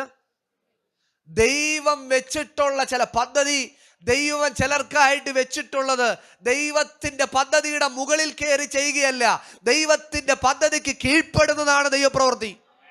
എപ്പോഴും വിടുതൽ മാത്രമല്ല, എപ്പോഴും നമ്മൾ വിചാരിക്കുന്ന അനുഗ്രഹങ്ങൾ മാത്രമല്ല, ദൈവത്തിന്റെ പദ്ധതിക്കുള്ളിൽ കീഴ്പ്പെട്ടിരിക്കുന്നത് ഒരു അനുഗ്രഹമാണ്. അതുകൊണ്ട് രോഗം എന്തെങ്കിലും വരുമ്പോൾ നമ്മൾ അവരെ കയറി വിധിക്കുകയൊന്നും ചെയ്യല്ലേ. ദൈവം അവന്റെ ജീവിതത്തിൽ വെച്ചിരിക്കുന്ന ഒരു ശൂലമായിരിക്കും അത്. അങ്ങനെ എഴുതിയിരിക്കുന്നത്, പല പ്രാവശ്യം ഇതെന്നെ വിട്ടു മാറേണ്ടത് ഞാൻ എന്ത് ചെയ്തു, അപേക്ഷിച്ചു, പക്ഷേ എന്ത് ചെയ്തിട്ടില്ല, കർത്താവ് പറഞ്ഞു, എൻ്റെ കൃപ നിനക്ക് മതി, അത് ബലഹീനതയിൽ എന്ത് ചെയ്യും, തികഞ്ഞു വരും. പ്രിയരെ, നമ്മളെല്ലാവരും ഒന്നല്ലേ മറ്റൊരു വിഷയത്തിൽ നമ്മളെല്ലാവരും പ്രയാസപ്പെട്ടിരിക്കുകയായിരിക്കുക. എന്നാൽ ദൈവത്തിന്റെ പദ്ധതിയിലൂടെയാണ് നമ്മളിത് പോകുന്നെങ്കിൽ ഈ പ്രാർത്ഥന നമുക്ക് അനിവാര്യമാണ്. ദൈവമേ, എൻ്റെ ബലഹീനതയിൽ നിന്റെ കൃപ എന്ത് വരണം, തികഞ്ഞു വരുന്നതായിരിക്കണം കൃപ. പോളിന് ദൈവം അങ്ങനെ വിടാൻ കാരണം എന്താണെന്നറിയാവോ? പോളിന് വെളിപ്പാടുകളുടെ ആധിക്യം. കാരണം ഭയങ്കര വെളിപ്പാടായതുകൊണ്ട് എന്ത് ചെയ്യാനുള്ള സാധ്യതയുണ്ട്, നിഗളിച്ചു പോവാൻ സാധ്യതയുണ്ട്. വേദപുസ്തകത്തിൽ വ്യക്തികൾ വീണിരിക്കുന്ന ആരംഭം മുതൽ എങ്ങനെയാ വീണിരിക്കുന്ന അറിയാവോ? നിഗളത്തിൽ കൂടാ വീണിരിക്കുന്നത്. പിശാച് ദൂതനായിരിക്കുന്ന പിശാച് വീണുപോയത് എങ്ങനെയാ? നിഗളത്തിൽ കൂടാ വീണുപോയത്. അതുകൊണ്ടൊരു കാര്യം ദൈവസഭ അറിഞ്ഞിരിക്കണം, വീഴ്ചയ്ക്ക് മുമ്പ് നിഗളമാണ്. നമുക്കൊരു വീഴ്ച വരുന്നതിന് മുന്നമേ എന്തോ ഉണ്ടായിരിക്കും. അവിടെ വെച്ചേ അതിനെ സെറ്റിൽ ചെയ്യാൻ പറ്റിയാൽ ഒരു വിജയകരമായ ജീവിതത്തിലേക്ക് നിങ്ങൾക്ക് മുമ്പോട്ട് പോകാൻ പറ്റും. അതുകൊണ്ട് നിഗളിപ്പാനായിട്ട് നമ്മളിൽ ഒന്നുമില്ല. എന്തെങ്കിലും ഇപ്പൊ നമ്മൾ സാക്ഷ്യത്തിൽ കേട്ട പോലെ എന്തെങ്കിലും ആർക്കെങ്കിലും എവിടെങ്കിലും തോന്നുന്നെങ്കിൽ ഇന്ന് പകലിൽ നമ്മൾ പറയണം, കർത്താവേ, അറിയില്ലാതെ പോഷത്തരത്തിൽ കൂടെ ഞാനത് ചിന്തിച്ചുപോയി, നീ എന്നോട് ക്ഷമിക്കണമേ കർത്താവേ. പ്രിയരെ, ഒരു പനി ഒന്നും മാറാതിരുന്നാൽ മതി, നമ്മുടെ വിഷയങ്ങൾക്കെല്ലാം തീർന്നു. മനസ്സിലായോ? ഞാൻ വർക്ക് ചെയ്യുന്ന ഡിപ്പാർട്ട്മെന്റ്, ഞാൻ അവിടെ വർക്ക് ചെയ്യുന്നുണ്ടെങ്കിലും അതിൻ്റെ OPD കൂടെ ഞാൻ കടന്നു പോകുന്നത്, ഓൺകോളജി OPD കൂടെ. അവിടെ പലരും വരുന്നത് എങ്ങനെയാണെന്നറിയോ? മുഖത്ത് വന്ന ഒരു ചെറിയ നുണല പിന്നെ പതുക്കെ പതുക്കെ എന്തോ ആയി തീർന്നേ, വലിയ മാരക രോഗമായി തീർന്നു. നമുക്ക് പറയാനും നിഗളിക്കാനും ഇന്ന് രാവിലെ ഒന്നുമില്ല. നമ്മളായിരിക്കുന്നത് എന്തിലാണ്? ദൈവത്തിൻ്റെ കൃപയിലാണ്. നിങ്ങൾ ദൈവസന്നിധിയിൽ എത്രയും താഴാൻ പറ്റുമോ അത്രയും നമ്മൾ ദൈവസന്നിധി താഴുക. വചനങ്ങളിൽ എഴുതിയിരിക്കുന്നേ, തന്നെത്താൻ താഴ്ത്തുന്നവൻ ഉയർത്തപ്പെടും, തന്നെത്താൻ ഉയർത്തുന്നവൻ താഴ്ത്തപ്പെടും. ആർക്കെങ്കിലും ജീവിതത്തിൽ അനുഗ്രഹം പ്രതീക്ഷിക്കുന്നോ, എത്രയും താഴ്മയോടെ ജീവിക്കാൻ പറ്റുമോ അത്രയും താഴ്മയോടെ ദിവസം ചെയ്യും. നമുക്ക് നിഗളിപ്പാനായിട്ടൊന്നുമില്ല പ്രിയരെ.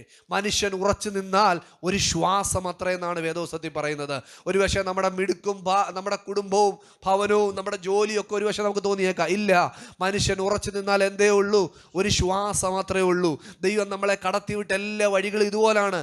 നമ്മുടെ നിത്യത നഷ്ടപ്പെട്ടു പോകാതിരിക്കാൻ വേണ്ടി ദൈവം നമ്മളെ പരിശോധന ചെയ്തിരുന്ന വഴികളാണിതെല്ലാം. മനസ്സിലാവുന്നുണ്ടോ? അപ്പം നമ്മൾ എല്ലാ പ്രാവശ്യവും ദൈവസഭയ്ക്കകത്തിൽ അല്ലെ എല്ലാ വർഷവും നമ്മൾ കേൾക്കുന്നതാണ്, ദൈവത്തിൻ്റെ ഒരു വിടുതൽ നമുക്ക് ഉണ്ടാവും, ദൈവം ഒരു വിടുതൽ നമുക്ക് വേണ്ടി ചെയ്യും, ദൈവം ഒരു പ്രവചനം നമ്മളോട് പറഞ്ഞിട്ടുണ്ട്. നോക്കി, എത്ര പ്രവചനം ദൈവം നമ്മളോട് പറഞ്ഞിട്ടുണ്ട്. നിങ്ങളോട് ആരോടെങ്കിലും ദൈവത്തിൻ്റെ ആലോചന കേട്ടിട്ടുണ്ടോ? നമ്മളെന്നും വേണ്ടി വചനം കേട്ടിട്ടുണ്ട്. നമ്മൾ പറയുന്നു, അല്ല അടുത്ത വർഷം അല്ല ഈ വർഷം, ഓരോ വർഷം കേട്ടിട്ടും വേദപുസ്തകത്തിൽ പറഞ്ഞിട്ടുള്ള ദൈവം പറഞ്ഞ ആലോചനകളെല്ലാം സമയത്ത് സംഭവിച്ചിട്ടുണ്ട്. എന്നാൽ വ്യക്തിപരമായ നമ്മുടെ ജീവിതത്തിൽ പലപ്പോഴും ദൈവം പറഞ്ഞ പല കാര്യങ്ങളും എന്ത് ചെയ്തിട്ടില്ല, നടന്നിട്ടില്ല. ഇല്ലേ? എത്രയോ കാര്യങ്ങൾ നടക്കാനുണ്ട്. നമ്മളോട് പറഞ്ഞ സമയവും മാസവും ഒക്കെ പറഞ്ഞിട്ടും എന്ത് ചെയ്തിട്ടില്ല, നടന്നിട്ടില്ല. ഒരു വാക്യം വേണമെന്ന് വായിക്കണേ. ഉൽപ്പത്തി പുസ്തകം 21-ാമത്തെ അധ്യായം, Genesis chapter 21. First books, Genesis chapter 21 versus 1 and 2. 1-2 വാക്യങ്ങളൊന്നും എടുത്തേ. അനന്തരം യഹോവ താൻ അരുളി ചെയ്തിരുന്നത് പോലെ സാറായെ സന്ദർശിച്ചു. താൻ വാഗ്ദത്തം ചെയ്തിരുന്നത് യഹോവ സാറയ്ക്ക് നിവർത്തിച്ചു കൊടുത്തു. വേദപുസ്തകത്തിൽ കാണുന്ന ഒരു വാക്യം അത്. മനസ്സിലായോ? എന്തോ എഴുതിയിരിക്കുന്നത്? അബ്രഹാമും സാറയും തമ്മിൽ, സാറായുടെ ജീവിതത്തിൽ ഒരു വിടുതൽ സംഭവിക്കാനിരിക്കുക. ആ വാഗ്ദത്തത്തെ കുറിച്ചാണ് പറയുന്നത്. ദൈവം അബ്രഹാമിനും സാറയോടുള്ള ബന്ധത്തിൽ പറയുന്നു, അവനത് എന്ത് ചെയ്തു കൊടുത്തു? അവനാ വാഗ്ദത്തം നിവർത്തിച്ചു കൊടുത്തായിട്ട് കാണുന്നു. ഹബക്കൂക്കിന്റെ പുസ്തകത്തിലൂടെ ഒന്ന് പോണേ.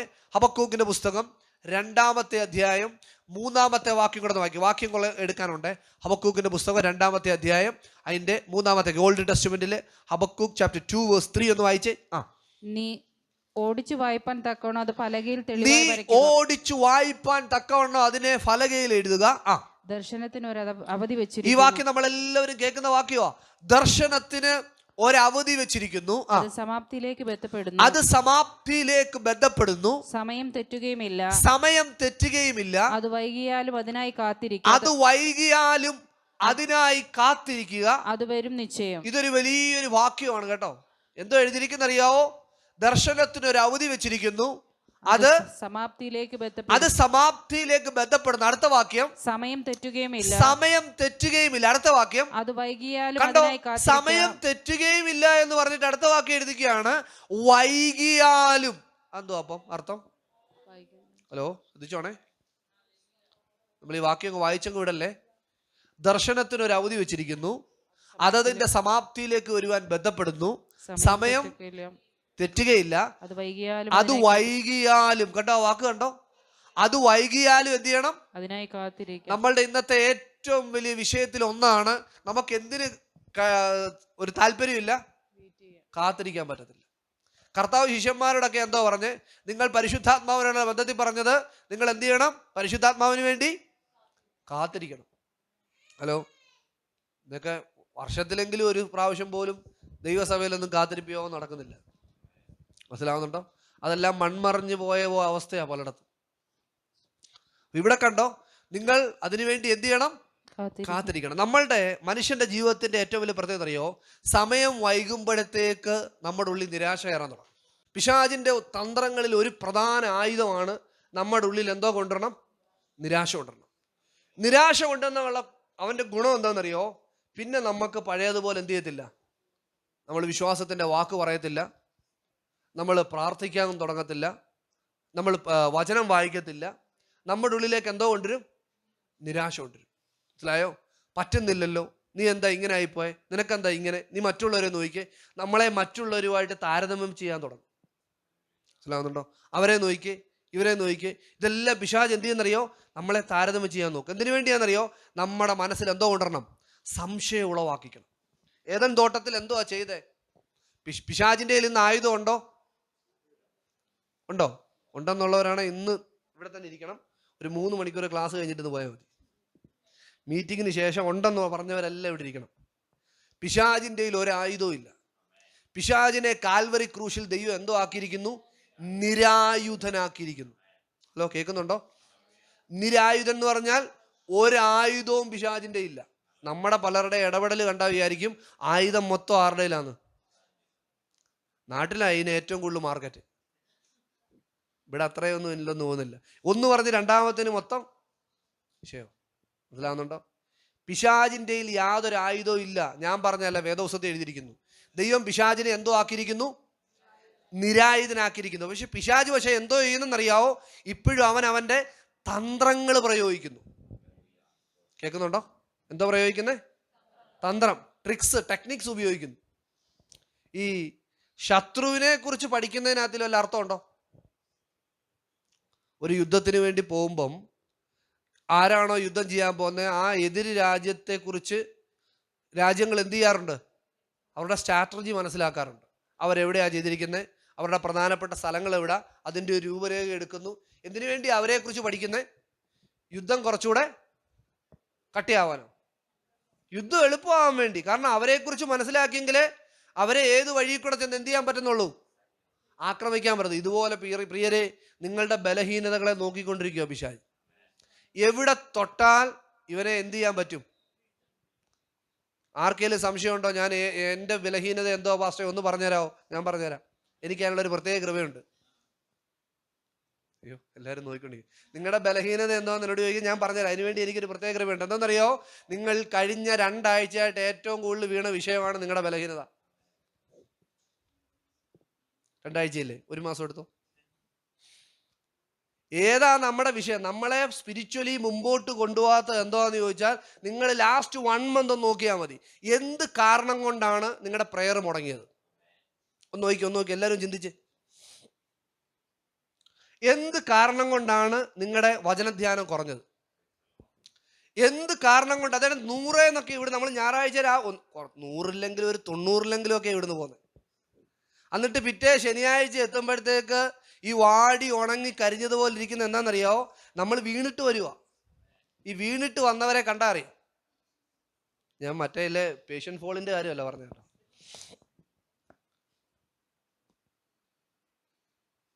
ഇപ്പൊ എല്ലാവരും ചിരിക്കും. എന്തിനാണെന്നറിയോ? പക്ഷേ എൻ്റെ ചൈതന്യം നോക്കിയോ പാസ്റ്റേ, ഞാൻ വീണിട്ടില്ല പാസ്റ്റേ. നമ്മൾ അറിയണം, ഞാൻ ഉൾപ്പെടെ അറിയണം. നമ്മൾ ഏറ്റവും കൂടുതൽ അടിക്കടി പരാജയപ്പെടുന്ന വിഷയമാണ് നമ്മുടെ ബലഹീനത എന്ന് പിശാചിന് അറിയാം. അപ്പോൾ അതിലാണ് അവൻ കൂടുതൽ ഇൻഫ്ലുവൻസ് ചെലുത്തുന്നത്. മനസ്സിലായോ? അതിലാണ് കൂടുതൽ നമ്മുടെ കൂടുതൽ സമയത്തെ അതിൽ കൂടെ കളയുന്നത്. നമ്മുടെ കൂടുതൽ സാഹചര്യങ്ങളെ അല്ലെങ്കിൽ ആ ഒരു രീതിയിലേക്ക് നമ്മളെ ഡൈവേർട്ട് ചെയ്ത് കളയുന്നു. ഇവിടെ നിന്ന് മനസ്സിലായി, ശ്രദ്ധിച്ചോണേ. ഇവിടെ നമ്മൾ കണ്ടോ, ദർശനത്തിനൊരു അവധി വെച്ചിരിക്കുന്നു. അതതിൻ്റെ സമാപ്തിയിലേക്ക് വരാൻ എന്ത് ചെയ്യുന്നു? ബന്ധപ്പെടുന്നു. അടുത്ത വാക്യം, സമയം വൈകിയാലും അതിനായിട്ട് എന്ത് ചെയ്യണം? കാത്തിരിക്കണം. അങ്ങനെയാണെങ്കിൽ സമയം വൈകിപ്പിക്കുന്ന ചില കാരണങ്ങളുണ്ട്. ഹലോ, മനസ്സിലാവുന്നുണ്ടോ? ചില കാര്യങ്ങൾ ദൈവം പറഞ്ഞ വാഗ്ദത്തങ്ങളെ വൈകിപ്പിക്കും. ഞാൻ ഉദാഹരണം പറയാം. ദൈവം ഇസ്രായേൽ സമയം അരമണിക്കൂർ 10-20 മിനിറ്റ് കൂടെ, ഞാൻ പെട്ടെന്ന് എടുക്കാം. ആരെങ്കിലും ബോറടിച്ചെങ്കിൽ പറയണേ. സമയം മോശയോട് ദൈവം പറഞ്ഞു, അല്ലെങ്കിൽ ഇസ്രായേൽ ജനത്തോട് ദൈവം പറഞ്ഞത്, ഇസ്രായേൽ ജനത്തെ 400 വർഷം കൊണ്ട് എവിടെ കൊണ്ടുവരുമെന്നാണ് പറഞ്ഞേ? ദൈവം അവരെ പുറത്തു കൊണ്ടുവരുമെന്നാണ് പറഞ്ഞത്. പക്ഷേ നമ്മൾ വചനത്തിൻ്റെ കണക്കും കാര്യങ്ങളും എല്ലാം ഒന്ന് എടുത്തു നോക്കുമ്പം 430 വർഷം എടുത്തു. 30 വർഷത്തിൻ്റെ വ്യത്യാസം വന്നു. അല്ലായോ? ദൈവം എത്ര പറഞ്ഞേ? ദൈവം പ്രോമിസ് ചെയ്താൽ അത് മാറ്റുമോ? മാറ്റത്തില്ല. പക്ഷേ 400 എന്നുള്ളത് ഇപ്പം 430 വർഷമായി ചരിത്രം പഠിക്കുമ്പോൾ. 30 വർഷം എവിടെ പോയി? 30 വർഷം എവിടെ പോയെന്ന് പറഞ്ഞാൽ ചരിത്രത്തിൽ പറയുന്നത്, വേദപുസ്തകത്തിൻ്റെ അടിസ്ഥാനത്തിൽ പറയുന്നതെന്നറിയോ? മോശ എന്ന് പറയപ്പെട്ട ലീഡർ റെഡിയായി വരാൻ വേണ്ടി അവർക്കൊരു 30 വർഷം കൂടെ എടുത്തു. മനസ്സിലായോ? ആരാ? മോശ എന്ന് പറഞ്ഞ് അവരുടെ മുമ്പിൽ നടക്കേണ്ട ലീഡർ വീണ്ടും പ്രിപ്പയർ ആയി വരാൻ എത്ര നാളെടുത്തു? 30 വർഷം എടുത്തു. അത്രയും കൂടെ എന്തോ ചെയ്തു? കാലം വൈകിപ്പോയി, സമയം വൈകിപ്പോയി. നോക്കിക്കേ, ഞാൻ വ്യക്തിപരമായി നമ്മളെ ചിന്തിച്ച് നോക്കിക്കേ, ഞാൻ ഉൾപ്പെട്ട് നിൽക്കുന്ന, നമ്മൾ ഒരുമിച്ച് നിൽക്കുന്ന ഭവനത്തിൻ്റെ, സഭയുടെ, ദേശത്തിൻ്റെ, വ്യക്തിപരമായി എവിടെങ്കിലും വിടുതലിൻ്റെ തടസ്സം എന്താണെന്ന് ചോദിച്ചാൽ നമ്മൾ റെഡിയാവാനായിട്ട് എടുക്കുന്ന സമയമാണ്. നമ്മൾ റെഡി ആയിട്ടില്ല. നമ്മൾ റെഡി ആയെന്നാ പറഞ്ഞിരിക്കുന്നെങ്കിൽ, അങ്ങനെ നമുക്ക് തോന്നിയെങ്കിൽ ഇല്ല. നമ്മൾ പ്രിപ്പയർ ആവാൻ വേണ്ടി ദൈവം നമ്മളെ ഓരോ വഴിയിലൂടെ യാത്ര ചെയ്യിക്കുക. ഞാൻ വേണേ അതിൻ്റെ ഒരു ഭാഗം പറഞ്ഞുതരാം. ഇരമ്യാവിൻ്റെ പുസ്തകം, the book of Jeremiah, chapter 46, 46-ാമത്തെ അധ്യായത്തിൻ്റെ 17-ാമത്തെ വാക്യം എന്ന് പോയെ. Book of Jeremiah chapter 46 verse 17, 17-ാമത്തെ വാക്യം ഒരാളൊന്ന് വായിച്ചാട്ടെ. വിനാശമെന്നും സമയം തെറ്റി വരുന്നവനെന്നും പേർ പറവീൻ എന്നാണ് പർവ്വതങ്ങൾ വെച്ച് താബോർ പോലെയും, അടുത്ത വാക്യം, കടലിനരികെയുള്ള കർമ്മേൽ പോലെയും നിശ്ചയമായിട്ട് അവൻ വരുമെന്ന് സൈന്യങ്ങളുടെ യഹോവ എന്ന് നാമമുള്ള രാജാവിന്റെ അരുളപ്പാട്. നോക്കിയേ, ഇവിടെ എന്തോ ഒരു തടസ്സം സംബന്ധിച്ച ഒരു കാര്യമാണ് പറയുന്നത് വേദപുസ്തകത്തിൽ. അതിന് വേണ്ടി അതിനോട് ചേർന്നൊരു വാക്യം കൂടെ വായിച്ചാൽ അത് ക്ലിയർ ആവത്തുള്ളൂ. ഹെഗസ്കേലിന്റെ പുസ്തകം 30-ാമത്തെ അധ്യായം 21-ാമത്തെ വാക്യം ഒന്ന് വായിക്കണം. Book of Ezekiel chapter 30 verse 21, 21-ാമത്തെ വാക്യം കൂടെ ഒന്ന് വായിക്കണം. ഹെഗസ്കേലിന്റെ പുസ്തകം വായിച്ചാട്ടെ. മനുഷ്യപുത്ര, മിസ്രൈം രാജാവായ ഫറവോന്റെ ഭുജത്തെ. അങ്ങനെയാണെങ്കിൽ യിരെമ്യാവിന്റെ പുസ്തകത്തിൽ നമ്മൾ മനസ്സിലാക്കിയ കാര്യം, എന്തോ ഒരു താമസം സംഭവിക്കുന്ന ഒരു കാര്യം, തടസ്സം വെച്ചിരിക്കുന്ന എന്തോ ഒരു വിഷയം. നോക്കി, അതിനെ സംബന്ധിച്ച് നമ്മൾ യഹസ്കേലിന്റെ പുസ്തകത്തിലേക്ക് വന്നപ്പോൾ എഴുതിയിരിക്കുകയാണ്, മനുഷ്യപുത്ര, അടുത്ത വാക്യം, മിസ്രൈം രാജാവായ ഫറവോന്റെ ഭുജത്തെ. ഞാൻ പറഞ്ഞല്ലോ, ഫറവോൻ എന്നുള്ളത് ഒരു വ്യക്തിയുടെ പേരാണ്, ഒരു സ്ഥാനപ്പേരാണ്. ഓക്കെ, അല്ലാതെ ഒരു വ്യക്തിയായിട്ടല്ല, ഒരു വ്യക്തിയുടെ സ്ഥാനപ്പേരാ. പറഞ്ഞേട്ടെ. ഞാൻ ഒടിച്ചിരിക്കുന്നു ഫറവോന്റെ ഭുജത്തെ, ഞാൻ ഒടിച്ചിരിക്കുന്നു. ഫറവോൻ എന്ന് പറഞ്ഞാൽ ആരായിരുന്നു? അന്നത്തെ രാജാവ്, അന്നത്തെ പൊസിഷൻ വഹിക്കുന്ന ആളാ. ഞാൻ ഫറവോന്റെ എന്തിനെ ഒടിച്ചിരിക്കുന്നു? എന്തോ നോക്കിയേ, നമ്മൾ യിരെമ്യാവിൽ വായിച്ചത് ഒരു താമസം വരുത്തുന്ന കാര്യമാണ് പറഞ്ഞത്. ഇവിടെ യഹസ്കേലിൽ പറയുകയാണ്, ഞാൻ ഫറവോൻ എന്ന രാജാവിന്റെ എന്തൊടിച്ചിരിക്കുന്നു? ഭുജം ഒടിച്ചിരിക്കുന്നു. അടുത്ത വാക്യം, അത് വാൾ പിടിപ്പാൻ തക്കവണ്ണം ശക്തി പ്രാപിക്കേണ്ടതിന് അതിന് മരുന്ന് വെച്ച് കെട്ടുകയില്ല. അങ്ങനെയാണെങ്കിൽ ഫറവോൻ യുദ്ധത്തിന് വേണ്ടി പുറപ്പെട്ടു വരുന്ന അവന്റെ കയ്യെ ഒടിച്ചു കളഞ്ഞിട്ട് എന്താ പറഞ്ഞേ? അത് ബലപ്പെടാതിരിക്കാൻ ഞാൻ അതിനെ എന്ത് ചെയ്യത്തില്ല? ഞാൻ അതിനെ മുറിവ് കെട്ടത്തില്ല. അടുത്ത വാക്യം, ചികിത്സ ചെയ്യുകയുമില്ല. അതുകൊണ്ട് യഹോവയായ കർത്താവ് ഇപ്രകാരം അരുളി ചെയ്യുന്നു, ഞാൻ മിസ്രൈം രാജാവായ ഫറവോന് വിരോധമായിരിക്കുന്നു. അങ്ങനെയാണെങ്കിൽ ഇവിടെ ഒരു താമസം വൈകിപ്പിക്കുന്ന കാര്യം, അല്ലെങ്കിൽ ഒരു വിടുതൽ നടക്കുന്നതോടുള്ള ബന്ധത്തിൽ ഫറവോന്റെ കാര്യം പറയുവാണ്. അവൻ വന്ന് എന്ത് ചെയ്യുവാണ്? കാര്യങ്ങളെ താമസപ്പെടുത്തി കളയുക. അതിനൊരു ഭാഗം ഞാൻ പറയാം. ഈ ഇസ്രായേൽ ജനത്തോട് എന്നാണ് ഫറവോൻ ഇത്രയും ദേഷ്യം തോന്നിയെന്നറിയാവോ? എന്നാണ് അവര് വിടുവിക്കപ്പെട്ട് പോവാൻ പോകുന്നെന്ന് അറിഞ്ഞപ്പോഴാണ് അവർക്ക് ദേഷ്യം ഉണ്ടായത്. ഹലോ, നോക്കിക്കേ, വേദപുസ്തകത്തിൽ ഒരു വാക്യമുണ്ട്, ലോകക്കാർ നിങ്ങളെ സ്നേഹിക്കത്തില്ല, അവർക്ക് നിങ്ങളെ ഒരിക്കലും സ്നേഹിക്കാൻ പറ്റത്തില്ല. കാരണം അവർ മുൻപേ ആരെ പകച്ചവരാ? എന്നെ പകച്ചവരാ. ഹലോ, നമ്മൾ വിചാരിക്കത്തില്ല എന്താണ് ഇവർക്കെന്തോ ആരോടും ഇല്ലാത്തൊരു പിണക്കം എന്തോ നമ്മളോടെന്തോ? മനുഷ്യരോട് നമ്മൾ പിണങ്ങേണ്ട ആവശ്യമില്ല, അവരുടെ കുഴപ്പമല്ല, ജഡരക്തങ്ങളോടല്ല നമുക്ക് പോരാട്ടം. പക്ഷെ എന്താ അങ്ങനെ ഉണ്ടാകാൻ കാര്യം എന്നറിയോ? നമുക്ക് മുന്നമേ അവരാരെ പകച്ചതാ? യേശുവിനോടുള്ള ബന്ധത്തിൽ പകച്ചതാ. ലോകത്തിന് അതുകൊണ്ട് നമ്മളോട് എന്ത് ചെയ്യാൻ പറ്റത്തില്ല? ഇടകലർന്ന് പോകാൻ പറ്റത്തില്ല. നമ്മൾ പറയത്തില്ലേ കുഴപ്പമില്ലെന്ന്, അവരോടൊക്കെ എന്തിനാന്ന്. പക്ഷെ നമ്മൾ അങ്ങനെ ഇരുന്നാലും അവർക്ക് നമ്മളോട് ഒരു വിഷമവും പ്രയാസവും ഉണ്ടാവും. കാരണം ലോകത്തിൽ നമ്മൾ ഇടപഴകാത്തിടത്തോളം കാലം അവർക്ക് നമ്മളോട് കോപ്പറേറ്റ് ചെയ്ത് പോകാൻ പറ്റത്തില്ല. നമ്മൾ എത്ര നന്നായിട്ടൊക്കെ പോയെന്ന് പറഞ്ഞാലും കാര്യത്തോട് അടുക്കുമ്പം അവർ നമ്മളോട് എന്ത് ചെയ്യും? നമ്മളോട് എതിരായി പോവും. കാരണം അവർ ലോകക്കാരാണ്. അവരുടെ ഉള്ളിൽ ലോകം എത്ര കയറിയാലും കുഴപ്പമില്ല, നമ്മൾക്ക് അവരുമായിട്ട് എന്ത് ചെയ്യാൻ പറ്റത്തില്ല? ഇടകലർന്ന് പോകാനായിട്ട് പറ്റത്തില്ല. ഇത് നേരത്തെ തന്നെ കർത്താവ് പറഞ്ഞിരിക്കും. കർത്താവ് എന്താ പറഞ്ഞറിയോ? പച്ച മരത്തോട് ഇങ്ങനെയാണെങ്കിൽ പിന്നെ ഉണങ്ങിയതിനോട് എങ്ങനെ ആയിരിക്കും? നമ്മൾ പലപ്പോഴും വിഷമിച്ചും ദുഃഖിച്ചും എന്താ ഇങ്ങനെ പറ്റിയേ, എന്നോട് എന്താ ചെയ്തതെന്നൊക്കെ ചോദിച്ച് നമ്മൾ വിഷമിക്കേണ്ട ആവശ്യമൊന്നുമില്ല. നമ്മുടെ മുൻപിൽ വെച്ചിരിക്കുന്ന നായകനോട് ഇങ്ങനെയാണ് ചെയ്തതെങ്കിൽ അവൻ്റെ ദാസന്മാരായിരിക്കും നമ്മളോട് എത്ര അധികമാണ്. ഇവിടെ ഒരു വിടുതലിന്റെ തടസ്സമായിട്ട് നിൽക്കുന്ന വിഷയത്തിൽ വന്നപ്പം ദൈവം എന്താ ചെയ്തിരിക്കുന്നറിയോ? ഫറവോന്റെ ഭുജത്തെ അവൻ ഒടിച്ചു കളഞ്ഞു. ഇനി അവൻ വാൾ പിടിക്കാതിരിക്കാൻ, അതിന്റെ അർത്ഥം നിന്നോട് യുദ്ധം ചെയ്യാതിരിക്കാൻ അവൻ അവന്റെ കരത്തിൽ എന്ത് ചെയ്യത്തില്ല? ഇനി ചികിത്സിക്കത്തില്ലെന്നാണ് എഴുതിയിരിക്കുന്നത്. വാഗ്ദത്തം വൈകിക്കൊണ്ടിരിക്കുന്നത് വിശ്വസിക്കുകയാണോ? താമസിച്ചു പോയെന്ന് വിശ്വസിക്കുകയാണോ?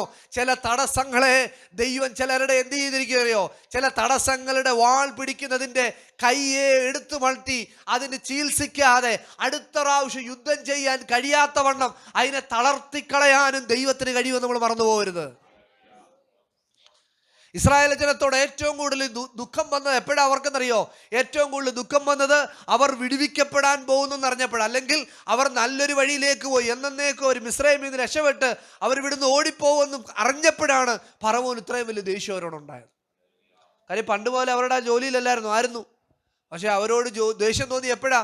അവർക്ക് എങ്ങനെയും ഒരു വിടുതൽ വരാൻ പോകുന്നെന്ന് അറിഞ്ഞപ്പോഴാണ് വിഷയം ഉണ്ടായത്. നമുക്കിവിടെ ആ വാക്യം ഒന്ന് വായിക്കാം. പുറപ്പാട് ദിവസം 15-ാം അധ്യായത്തിന്റെ 9 ഒന്ന് വായിച്ചാട്ടെ. Book of Exodus chapter 15 verse 9. 15-ാം അധ്യായം അതിന്റെ 9-ാം വാക്യം. പിന്തുടരും, പിടിക്കും. ഈ വാക്ക് കേട്ടോണേ, ഞാൻ പിന്തുടരും. ആര് പറയുവാ? പിശാച് പറയുവാണ്, ഞാൻ പിന്തുടരും. അടുത്ത വാക്യം, പിടിക്കും, കൊള്ള പങ്കിടും. എന്റെ ആശ അവരാൽ പൂർത്തിയാകും. എന്റെ ആശ അവരാൽ പൂർത്തിയാകും. കണ്ടോ? എന്ന് വെച്ചാൽ നിങ്ങളുടെ ആ വാക്തത്വത്തിലേക്ക്, വിഷയത്തിലേക്ക്, വിശ്വാസത്തിലേക്ക് നമ്മൾ അടുക്കാതിരിക്കാൻ വേണ്ടി ഇവിടെ ഫറവോനോടുള്ള ബന്ധത്തിൽ അല്ലെങ്കിൽ ഒരു ഭാഗം നമ്മുടെ പുറപ്പാടി നമ്മൾ വായിക്കുകയാണ്. ഞാൻ എന്ത് ചെയ്യും? ഞാൻ അവരെ പിന്തുടരും, ഞാൻ അവരെ പിടിക്കും, ഞാൻ അവരുടെ കൊള്ള എന്ത് ചെയ്യും? പങ്കിട്ടുകളെ. അടുത്ത വാക്കോടെ ലാസ്റ്റ് വാക്ക് എഴുതിയിരിക്കുന്നത്, ഞാൻ എന്റെ വാൾ ഊരും, എന്റെ കൈ അവരെ നിഗ്രഹിക്കും. കണ്ടോ? എന്റെ കൈ അവരെ നിഗ്രഹിക്കും. അതിന് യെഹെസ്കേലിൽ നമ്മൾ വായിച്ചെന്നറിയാവോ? വാൾ ഊരി അവരെ നിഗ്രഹിക്കും എന്ന് പറഞ്ഞ ഭുജത്തെ ദൈവം ആ ഭുജത്തെ ഉടച്ചു കളഞ്ഞെന്നാണ് എഴുതിയിരിക്കുന്നത്. മനസ്സിലാവുന്നുണ്ടോ വചനം? ഞാൻ പിന്തുടരും, പിടിക്കും, കൊള്ള പങ്കിടും, അവരെ നിഗ്രഹിച്ച് കളയുമെന്ന് പറഞ്ഞ ഈ ഫറവോന്റെ ഭുജത്തെ അവൻ എന്ത് ചെയ്യാണ്? ഒടിച്ചു കളഞ്ഞിരിക്കുന്നു. അടുത്ത വാക്ക് എഴുതിയിരിക്കുന്നു, അവൻ വീണ്ടും വാൾ എടുക്കാതിരിക്കത്തക്കവണ്ണം ഞാൻ അതിനെ ചികിത്സിച്ച് ഭേദമാക്കത്തില്ല.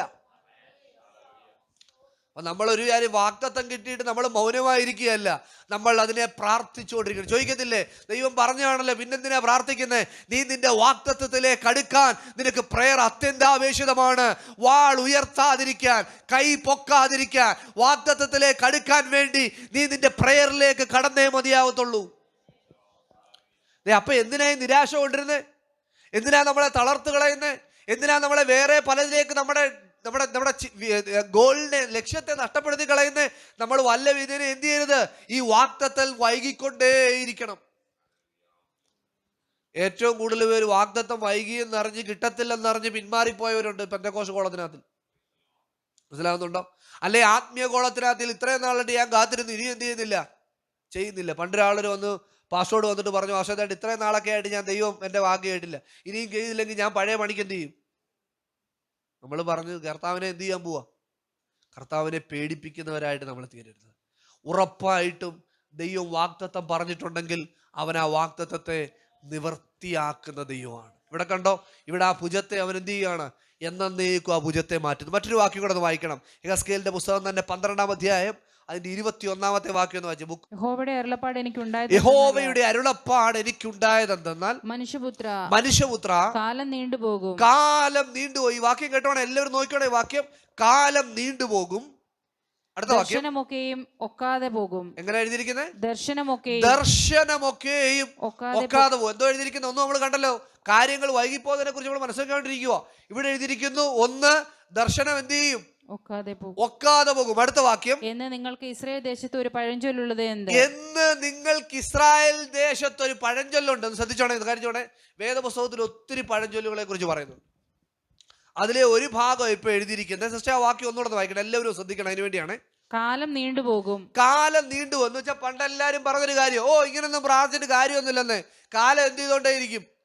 നീണ്ടുപോകും. കണ്ടോ, ഈ പുതിയ വിശ്വാസികളെ കാണുമ്പോൾ പഴയ വിശ്വാസികൾ പറയുന്നൊരു ഭാഗം പണ്ട് ബിജി അഞ്ചൽ പാസ്റ്റർ പറഞ്ഞൊരു കാര്യം എനിക്ക് ഓർമ്മയുണ്ട്. പണ്ട് പറഞ്ഞ അദ്ദേഹം എന്താ പറയുന്നറിയോ? ഈ പുതിയ വിശ്വാസികളെ കാണുമ്പോൾ പഴയ വിശ്വാസികൾ എന്താ പറയുന്നറിയോ? കുഴപ്പമില്ല, എനിക്കറിയാം ഈ കൈകൊട്ടും പാട്ടും ഒക്കെ എത്ര ദിവസത്തേക്ക് എന്നുവെച്ചാൽ പുള്ളി ഇതിനകത്ത് ഡിഗ്രി ഒക്കെ എടുത്തിട്ട് 5 വർഷമായപ്പോഴത്തേ പുള്ളിയുടെ പാട്ടും കഴിഞ്ഞു, ആരാധനയും കഴിഞ്ഞു, കൊട്ടും കഴിഞ്ഞു, എല്ലാം കഴിഞ്ഞിരിക്കുക. പുള്ളി പുതിയതായിട്ട് വരുന്നവർക്ക് എന്തുകൊണ്ട് നിങ്ങൾക്കൊന്നും അറിയത്തില്ല. ഇപ്പം ഞാൻ ഹോസ്പിറ്റലിൽ വർക്ക് ചെയ്യുന്ന ആളാണ്.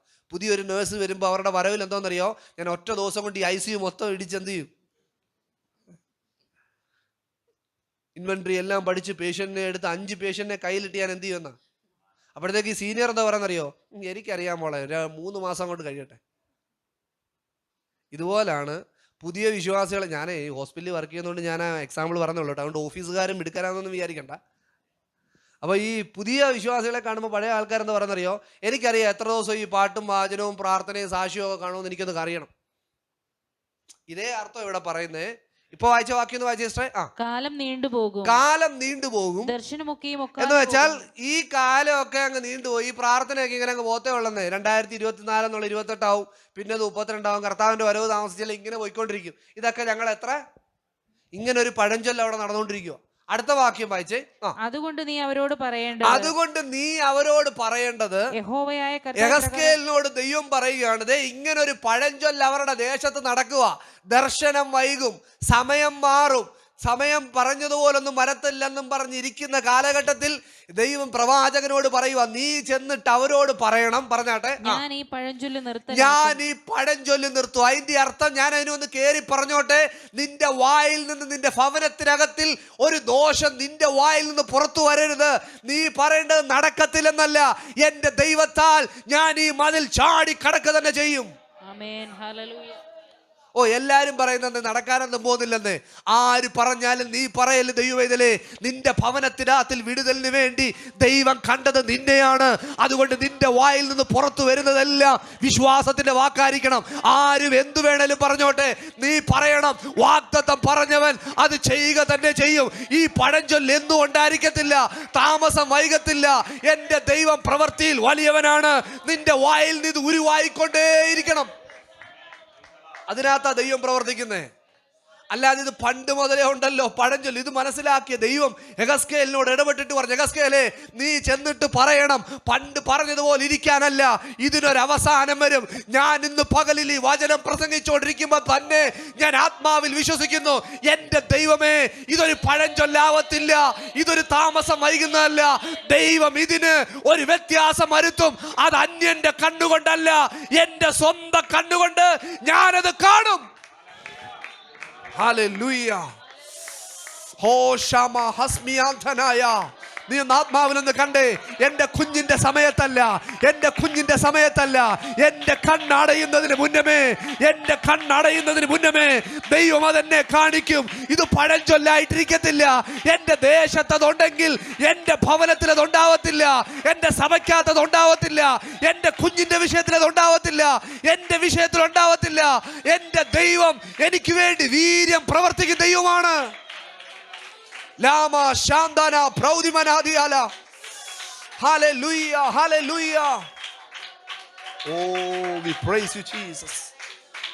ശനാംധരാദയ പ്രബനഗദരജഗസിയ. വൈകത്തില്ല, വൈകത്തില്ല, വൈകത്തില്ല. നീ വിശ്വാസത്തോടെ പറ, വിശ്വാസത്തോടെ പറ. ലാബാരാജ സാബനാധര പ്രൗദമാനയ. ഈ വചനം നിന്റെ ഉള്ളിൽ കയറിയെങ്കിൽ, ഇത് വിശ്വസിക്കുന്നെങ്കിൽ, വിശ്വസിക്കുന്നവൻ ഇത് ജീവനായിട്ട് വെളിപ്പെടുവാൻ ഇന്ന് പകൽ ഞാൻ പ്രാർത്ഥിക്കുന്നു. എന്റെ ദൈവമേ, ഈ വചനത്തിന്റെ ജീവൻ ഈ ഹോളിന്റെ ഉള്ളിൽ വ്യാപരിക്കണം കർത്താവ്.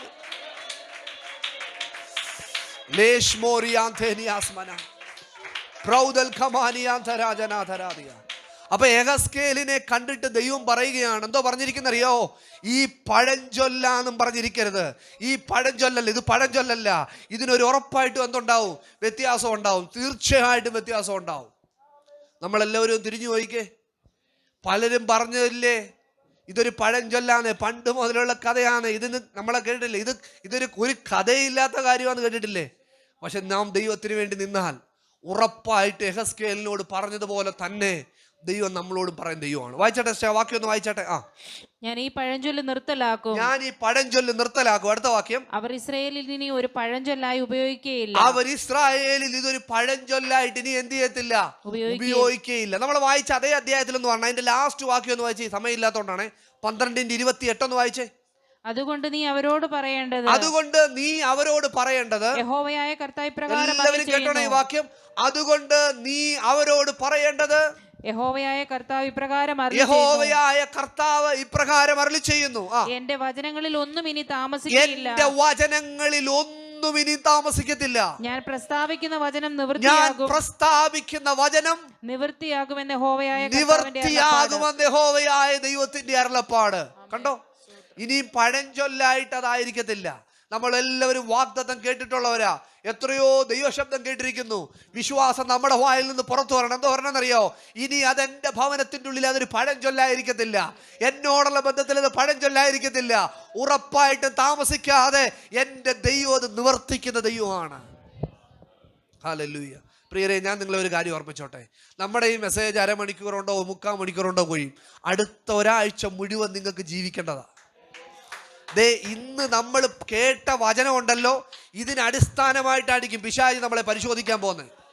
ഇപ്പം നമ്മൾ ഭവനത്തിൽ ചെല്ലുമ്പോൾ നിരാശയുടെ മുകളിലുള്ള വാക്കുകൾ വീണ്ടും നമ്മുടെ വായി കേട്ടെന്നിരിക്കുക, നമ്മളെ തളർത്തുന്ന കാര്യം കേട്ടെന്നിരിക്കുക. അന്നേരം ഈ വചനം നിങ്ങൾ ഓർത്തോണം. പിശാചിന്റെ തന്ത്രങ്ങളെ നിങ്ങൾ മനസ്സിലാക്കിക്കണം. അവന്റെ തന്ത്രങ്ങളെ നാം അറിയാത്തവരല്ലല്ലോ എന്നാണ് ദൈവത്തിന് വചനം എഴുതിയിരിക്കുന്നത്. ഹല്ലേലൂയ. പിശാച് ഏത് രീതിയിൽ ടെക്നിക്ക് ഉപയോഗിക്കും, അവൻ ട്രിക്സ് ഉപയോഗിച്ചുകൊണ്ടിരിക്കും. ചോദിക്കും, പാസ്റ്റർ എന്നാണ് ഇതിന് പൂർണ്ണമായിട്ട് വിടുതൽ വരുന്നത്? ഞാൻ പറയാം, നിത്യതയിലെ നമുക്കിതിന് പൂർണ്ണമായ എല്ലാത്തിനും ഉത്തരവുള്ളൂ. പക്ഷേ ഈ ഭൂമിയിൽ ജയിക്കാനായിട്ട് നമുക്ക് ചില ഭാഗങ്ങൾ വെച്ചിട്ടുണ്ട്. മനസ്സിലാവുന്നുണ്ടോ? നമുക്ക് ലോകം മുഴുവൻ, പണ്ട് ആരോട് പറഞ്ഞൊരു പഴഞ്ചൊല്ല, ലോകം മുഴുവനും നമുക്ക് വൃത്തിയാക്കാൻ പറ്റത്തില്ലെങ്കിലും അറ്റ്ലീസ്റ്റ് നമ്മുടെ കൈപ്പാട് ഏരിയെങ്കിലും ഒക്കെ നമുക്ക് എന്ത് ചെയ്യാൻ പറ്റും. ഇതുപോലെ നാം നമ്മുടെ ചുറ്റുപാട് നമ്മളോട് ബന്ധപ്പെട്ടിരിക്കുന്ന കാര്യത്തിനകത്തിൽ നമുക്കൊരു ഉറപ്പ് എന്തായാലും ഉണ്ടാക്കിയിരിക്കണം. ഒരു വാക്യം കൂടെ വേണം, ഞാൻ അവസാനം നിർത്തുകയാണ്. ലൂക്കോസിന്റെ സുവിശേഷത്തിൽ ഇതേപോലെ ഒരു പഴഞ്ചൊല്ല് പറഞ്ഞൊരു ഭാഗമുണ്ട്, അതോടെ പറഞ്ഞ് അവസാനിപ്പിക്കാം. ലൂക്കോസ് സുവിശേഷം 1-ാം അധ്യായത്തിന്റെ 36-ാമത്തെ വാക്യം കൂടെ വായിച്ചാട്ടെ. Luke chapter 1:36. നിന്റെ ചാർച്ചക്കാരത്തി നിന്റെ ചാർച്ചക്കാരത്തി എലിസബത്തും വാർദ്ധക്യത്തിൽ ഒരു മകനെ ഗർഭം ധരിച്ചിരിക്കുന്നു. മച്ചി എന്ന് പറഞ്ഞവൾക്ക് ഇന്ന് 6-ാം മാസം. ഇന്ന് 6-ാമത്തെ മാസം. കണ്ടോ, ഈ 2 വാക്യം വായിച്ചോ. ദൈവത്തിന് ഒരു കാര്യവും അസാധ്യമല്ലല്ലോ. ദൈവത്തിന് ഒരു കാര്യവും അസാധ്യമല്ലല്ലോ. മനസ്സിലായോ? അവരുടെ കാലഘട്ടം നമുക്കറിയാം. നമ്മൾ ആ ചരിത്രം ഒന്ന് മനസ്സിലാക്കി കഴിഞ്ഞാൽ ഉണ്ടല്ലോ, അന്ന് അവരുടെ ജീവിതത്തോടുള്ള ബന്ധത്തിൽ അല്ലെങ്കിൽ ആ പാരമ്പര്യം ഇങ്ങനെ പഠിച്ചു വരുമ്പം തലമുറകളോടുള്ള ബന്ധത്തിലൊരു വിഷയമുണ്ട്. പലർക്കും ലേറ്റ് ആയിട്ടാണ് തലമുറകളാവുന്നത്, അല്ലെങ്കിൽ തലമുറകൾ ലഭിക്കുന്നില്ല. ഈ ഒരു അന്തരീക്ഷത്തിൽ ഇരിക്കുമ്പോഴാണ് ഈ വാക്യം പറയുന്നത്, ദൈവത്തിന് അസാധ്യമായിട്ട് ഒന്നുമില്ലല്ലോ. മനസ്സിലാവുന്നുണ്ടോ? എന്ന് വെച്ചാൽ ആ പഴഞ്ചൊല്ലിനെ ദൈവത്തിൻ്റെ വചനത്തിനകത്തിൽ കൂടെ അവർ അവസാനിപ്പിച്ചിട്ട് പറയുകയാണ്, ഇതെവിടെ എന്തെല്ലാം നടന്നാലും ഞാൻ വിശ്വസിക്കുന്ന എൻ്റെ ദൈവത്തിന് ഇതൊന്നും എന്തല്ലല്ലോ, അസാധ്യമല്ലല്ലോ. എല്ലാ കണ്ണുകളും ഒരു നിമിഷം ദൈവത്തിൽ അടയട്ടെ. നമ്മൾ പ്രാർത്ഥിക്കാൻ വേണ്ടി ദൈവസന്നിധിയിൽ പോവുകയാണ്. ഞാൻ നിങ്ങളെ ഓർപ്പിച്ചല്ലോ, നമ്മളിപ്പോൾ ഈ കേട്ട വചനം ഇതനുസരിച്ച് പരീക്ഷകൾ നമ്മളെ ഒരുവശം പരീക്ഷിച്ചേക്കാം. തീച്ചൂളയുടെ നടുവിലൂടെ ഒരുവശം നമ്മൾ കടന്നു പോയേക്കാം. പ്രതികൂലങ്ങൾ നമ്മളെ ഒരുവശം ആഴ്ത്തിക്കളയുമെന്ന് നമുക്ക് തോന്നിയേക്കാം. അവിടെ എല്ലാം നിങ്ങളെ ഭരിക്കേണ്ടതെന്ന് അറിയാമോ? ക്രിസ്തുയേശു മുഖാന്തരം എനിക്ക് ജയം തന്ന ദൈവത്തിന് മഹത്വം. എല്ലാ കണ്ണുകളും ദിവസത്തിൽ അടയട്ടെ. അതാസാനങ്ങൾ ഒരു നിമിഷം എഴുന്നേറ്റ് നിൽക്കാൻ കഴിയുന്നെങ്കിൽ എല്ലാവരും അതാസാനങ്ങളും എഴുന്നേറ്റ് നിന്നാട്ടെ. നമ്മൾ കേട്ട വചനത്തെ നിങ്ങളുടെ ഉള്ളിൽ ഒരു പ്രാവശ്യം ധ്യാനിച്ചാട്ടെ. അവനെല്ലാം അതതിൻ്റെ സമയത്ത് ഭംഗിയായിട്ട് ചെയ്യുന്ന ദൈവം. നിത്യതയും അവൻ മനുഷ്യൻ്റെ ഹൃദയത്തിൽ വെച്ചിരിക്കുന്നു. നമുക്ക് ഏത് നന്മ അവൻ തരുമ്പോഴും നമ്മുടെ നിത്യത നഷ്ടപ്പെട്ടു പോകുന്ന ഒന്നും അവൻ നമ്മൾ ചെയ്യത്തില്ല. നമ്മുടെ ജീവിതത്തിൻ്റെ ഏറ്റവും പരമപ്രധാന ലക്ഷ്യം ദൈവത്തിന് നമ്മുടെ നിത്യത നഷ്ടപ്പെട്ടു പോകില്ല. എന്നേക്കും എന്നേക്കും എന്നേക്കും ഉള്ള ദൈവത്തോടുള്ള വാസം നമ്മൾ നകന്നു പോകുവാൻ ദൈവം ആഗ്രഹിക്കുന്നില്ല. പിന്നെ നമ്മൾ കണ്ടു, അതെന്നെ വിട്ടു മാറേണ്ടത് ഞാൻ 3 പ്രാവശ്യം അപേക്ഷിച്ചു, എങ്കിലും ദൈവം പറഞ്ഞു, എൻ്റെ കൃപ നിനക്ക് മതി, അത് ബലഹീനതയിൽ തികഞ്ഞു വരുന്നതാണ്. നമ്മുടെ വാഗ്ദത്തത്തിലേക്ക് നിങ്ങൾ പോകുവാൻ നമ്മളെ തടയുന്ന പിശാചിൻ്റെ തന്ത്രങ്ങൾ, പദ്ധതികൾ നാം തിരിച്ചറിഞ്ഞു. എന്നാൽ നമുക്കെതിരെ യുദ്ധം ചെയ്യുവന്ന ഫറവോന്റെ കയ്യെ അവൻ വീഴ്ത്തിക്കളഞ്ഞ് അതിനെ ചികിത്സിച്ച് സൗഖ്യമാക്കാതിരിക്കാൻ അവനൊന്നും ചെയ്യത്തില്ല. ദൈവത്തിന്റെ വചനത്തിൽ എഴുതിയിരിക്കുന്നു. പിന്നത്തെ നമ്മൾ കണ്ടു, അവൻ തക്ക സമയത്ത് തൻ്റെ ജനത്തിനു വേണ്ടി പ്രവർത്തിച്ച് വാഗ്ദത്തങ്ങളും ദർശനങ്ങളും വൈകാതെ ആ പഴഞ്ചൊല്ലായിട്ട് കിടക്കാതെ അവൻ ഉറപ്പായിട്ടും അതിനെ നിവർത്തിച്ചിരുന്ന ദൈവമാണ്. ലൂക്കോസിന്റെ സുവിശേഷം നമ്മൾ മനസ്സിലാക്കി, എലിസബത്തിന്റെ ജീവിതത്തിലും മറ്റു പലരുടെയും ആ പട്ടണത്തിൽ എന്നേക്ക് വാഗ്ദത്തം താമസിക്കുന്നൊരു അനുഭവം ഉണ്ടായിരിക്കാം. എന്നാൽ ദൈവം പറയുന്നു, ദൈവത്താൽ അസാധ്യമായ വല്ല കാര്യമുണ്ടോ? ഇന്ന് പകൽ ഈ ഹോളി നിങ്ങൾ കടന്നു വന്നത് വെറുതെ ആയിത്തീരരുത്. നിങ്ങളുടെ വിശ്വാസം മുരടിച്ചു പോകാനായിട്ട് അനുവദിക്കരുത്. നിങ്ങളിത് നിങ്ങളുടെ ഭവനങ്ങളിലേക്ക് നോക്കുക, നിങ്ങളുടെ പ്രിയപ്പെട്ടവനെ നോക്കുക, നിങ്ങളുടെ തലമുറകളെ നിങ്ങൾ നോക്കുക, ചുറ്റുപാടുകളിലേക്ക് നോക്കുക, ദൈവസഭയിലേക്ക് നോക്കുക. നിങ്ങൾ വിശ്വാസത്തോടെ ദൈവസന്നിധി പറയാം, കർത്താവേ, എനിക്ക് നിനക്ക് വേണ്ടി ജീവിക്കാൻ താല്പര്യമുണ്ട്. കർത്താവേ, നീ എന്നെ ഏൽപ്പിച്ച നിന്റെ പദ്ധതിയിൽ നിൽക്കുവാൻ ഞാൻ എന്നെയും എൻ്റെ കുടുംബത്തെയും ഞാൻ ഏൽപ്പിക്കുന്നു. കർത്താവേ, ദൈവത്തിൻ്റെ വചനത്തെ നമ്മൾ വായിക്കുന്നല്ലോ, ഞാനും എൻ്റെ കുടുംബവുമോ ഞങ്ങളെ യഹോവയെ സേവിക്കും. ഒത്തിരി ചോദ്യവുമായിട്ടായിരിക്കാം നിങ്ങൾ ഇന്ന് പകലിവിടെ വന്നത്. നമ്മൾ എന്നും ഒരു സഭാരാധനയ്ക്ക് വരുന്ന പോലെ ഒരു പക്ഷേ നിങ്ങൾ എത്തിയതായിരിക്കാം. എന്നാൽ ഇന്ന് പകലിൽ ഞാൻ വചനത്തിൻ്റെ മുകളിൽ ദൈവവചനത്തിൽ ഉറപ്പി പറയട്ടെ, നമ്മൾ അവനെ പിൻപറ്റിയാൽ ലജ്ജിച്ചു പോകത്തില്ല, ലജ്ജിച്ചു പോകത്തില്ല. ഒരിക്കലും നാം ലജ്ജിച്ചു പോകത്തില്ല. അവൻ്റെ മുഖത്തേക്ക് നോക്കിയവർ പ്രകാശിതരായി, അവരുടെ മുഖമോ ലജ്ജിച്ചു പോയതുമില്ല. എല്ലാ കണ്ണുകളും ദിവസത്തിൽ അടയട്ടെ. ആത്മാർത്ഥമായിട്ട് ദൈവത്തോടെ പ്രാർത്ഥിച്ച, കർത്താവേ, എന്തു തന്നെ വന്നാലും ഞാൻ പിന്തിരിയത്തില്ല. കർത്താവേ, ഈ ദൈവത്തിൻ്റെ വഴിയിൽ നിന്ന് ഞാൻ പിന്തിരിയത്തില്ല. ഇനി ഒരു മറുതലിക്കുന്ന ചോദ്യം ഞാൻ നിന്നോട് ചോദിക്കത്തില്ല. കർത്താവേ, നീ എന്നെ വിടുവിച്ചില്ലെങ്കിലും വിടുവിച്ചാലും ഈ ദൈവം ഇന്നും എന്നേക്ക് ഞങ്ങളുടെ ദൈവമെന്ന് ദൈവത്തിൻ്റെ വചനത്തെ നമ്മൾ വായിക്കുന്നു. എല്ലാ കണ്ണുകളും ഒരു നിമിഷം ദൈവത്തിൽ അടയട്ടെ. Oh Master, we praise you, Jesus. Thank you, Lord. Thank you, Lord. Thank you, Lord. Thank you, Lord. Oh, स्तुतियों के बीच में विराजमान प्रभु, तू बड़े और मैं घटूं. स्तुतियों के बीच में विराजमान प्रभु तू बड़े और मैं घटूं, तू बड़े मैं घटूं, मेरे जीवन से महिमा तुझे मिले। सब मिलके गाएं। तू बड़े मैं घटूं, मेरे जीवन से महिमा तुझे मिले। तू बड़े मैं घटूं, मेरे जीवन से महिमा तुझे मिले। यीशु नाम में है चंगाई, हाथों को उठा के। यीशु नाम में है रिहाई, अपनी आवाज़ों को उठा के। यीशु नाम में है भलाई, यीशु नाम में है सच्चाई, यीशु नाम में है चंगाई, यीशु नाम में है रिहाई। सब लोग विश्वास के साथ गाएं। यीशु नाम में है भलाई, यीशु नाम में है सच्चाई। तू बड़े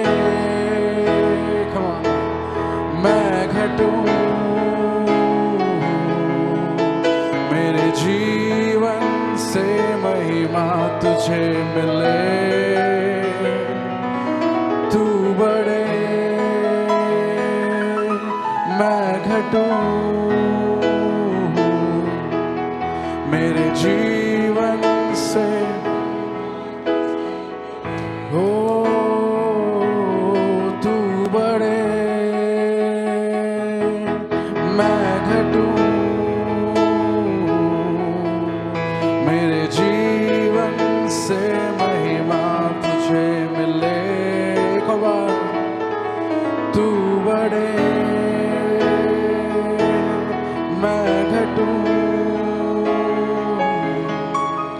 मेरे जीवन से महिमा तुझे मिले। तू मेरा है मैं तेरा हूँ, तू मेरा है मैं तेरा हूँ, तू मेरा है मैं तेरा हूँ, तू मेरा है मैं तेरा हूँ। ऐ खुदा मेरे खुदा, मेरा जीवन तेरा खुदा। ऐ खुदा मेरे खुदा, मेरा जीवन तेरा खुदा। ऐ खुदा मेरे खुदा, मेरा जीवन तेरा खुदा। ऐ खुदा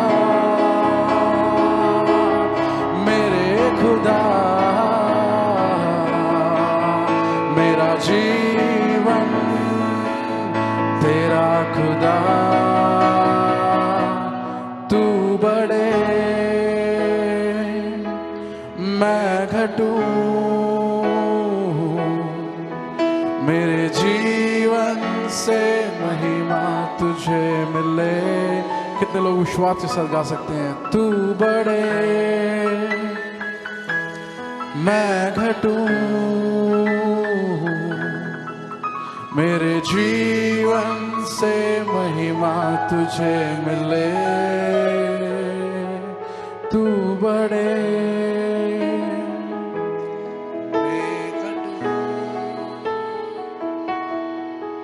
मेरे जीवन से महिमा तुझे मिले।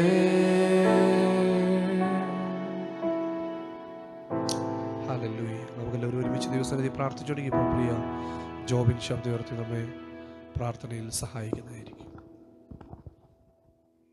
Hallelujah, hallelujah. സർവ്വസ്വനായ ഞങ്ങളുടെ നല്ല പിതാവേ, അപ്പ നല്ല വിശുദ്ധ വാൽക്കാലത്തിനായിട്ട് അങ്ങേക്ക് സ്തുതിക്കുന്നു, സ്തോത്രം ചെയ്യുന്നപ്പാ.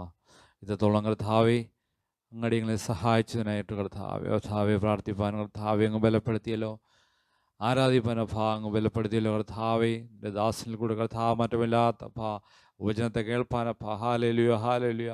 ക്രിസ്തുവിൽ കർത്താവ് ഒരിക്കൽ കൂടി കർത്താവ് പുതുക്കം പ്രാപിപ്പാനപ്പാ. ഇന്ന് കർത്താവ് പാൽക്കാലം ഞങ്ങൾക്ക് സാവകാശം ഒരുക്കിയതിനായിട്ട് അങ്ങേക്ക് നന്ദി കരയറ്റുന്ന കർത്താവപ്പാ.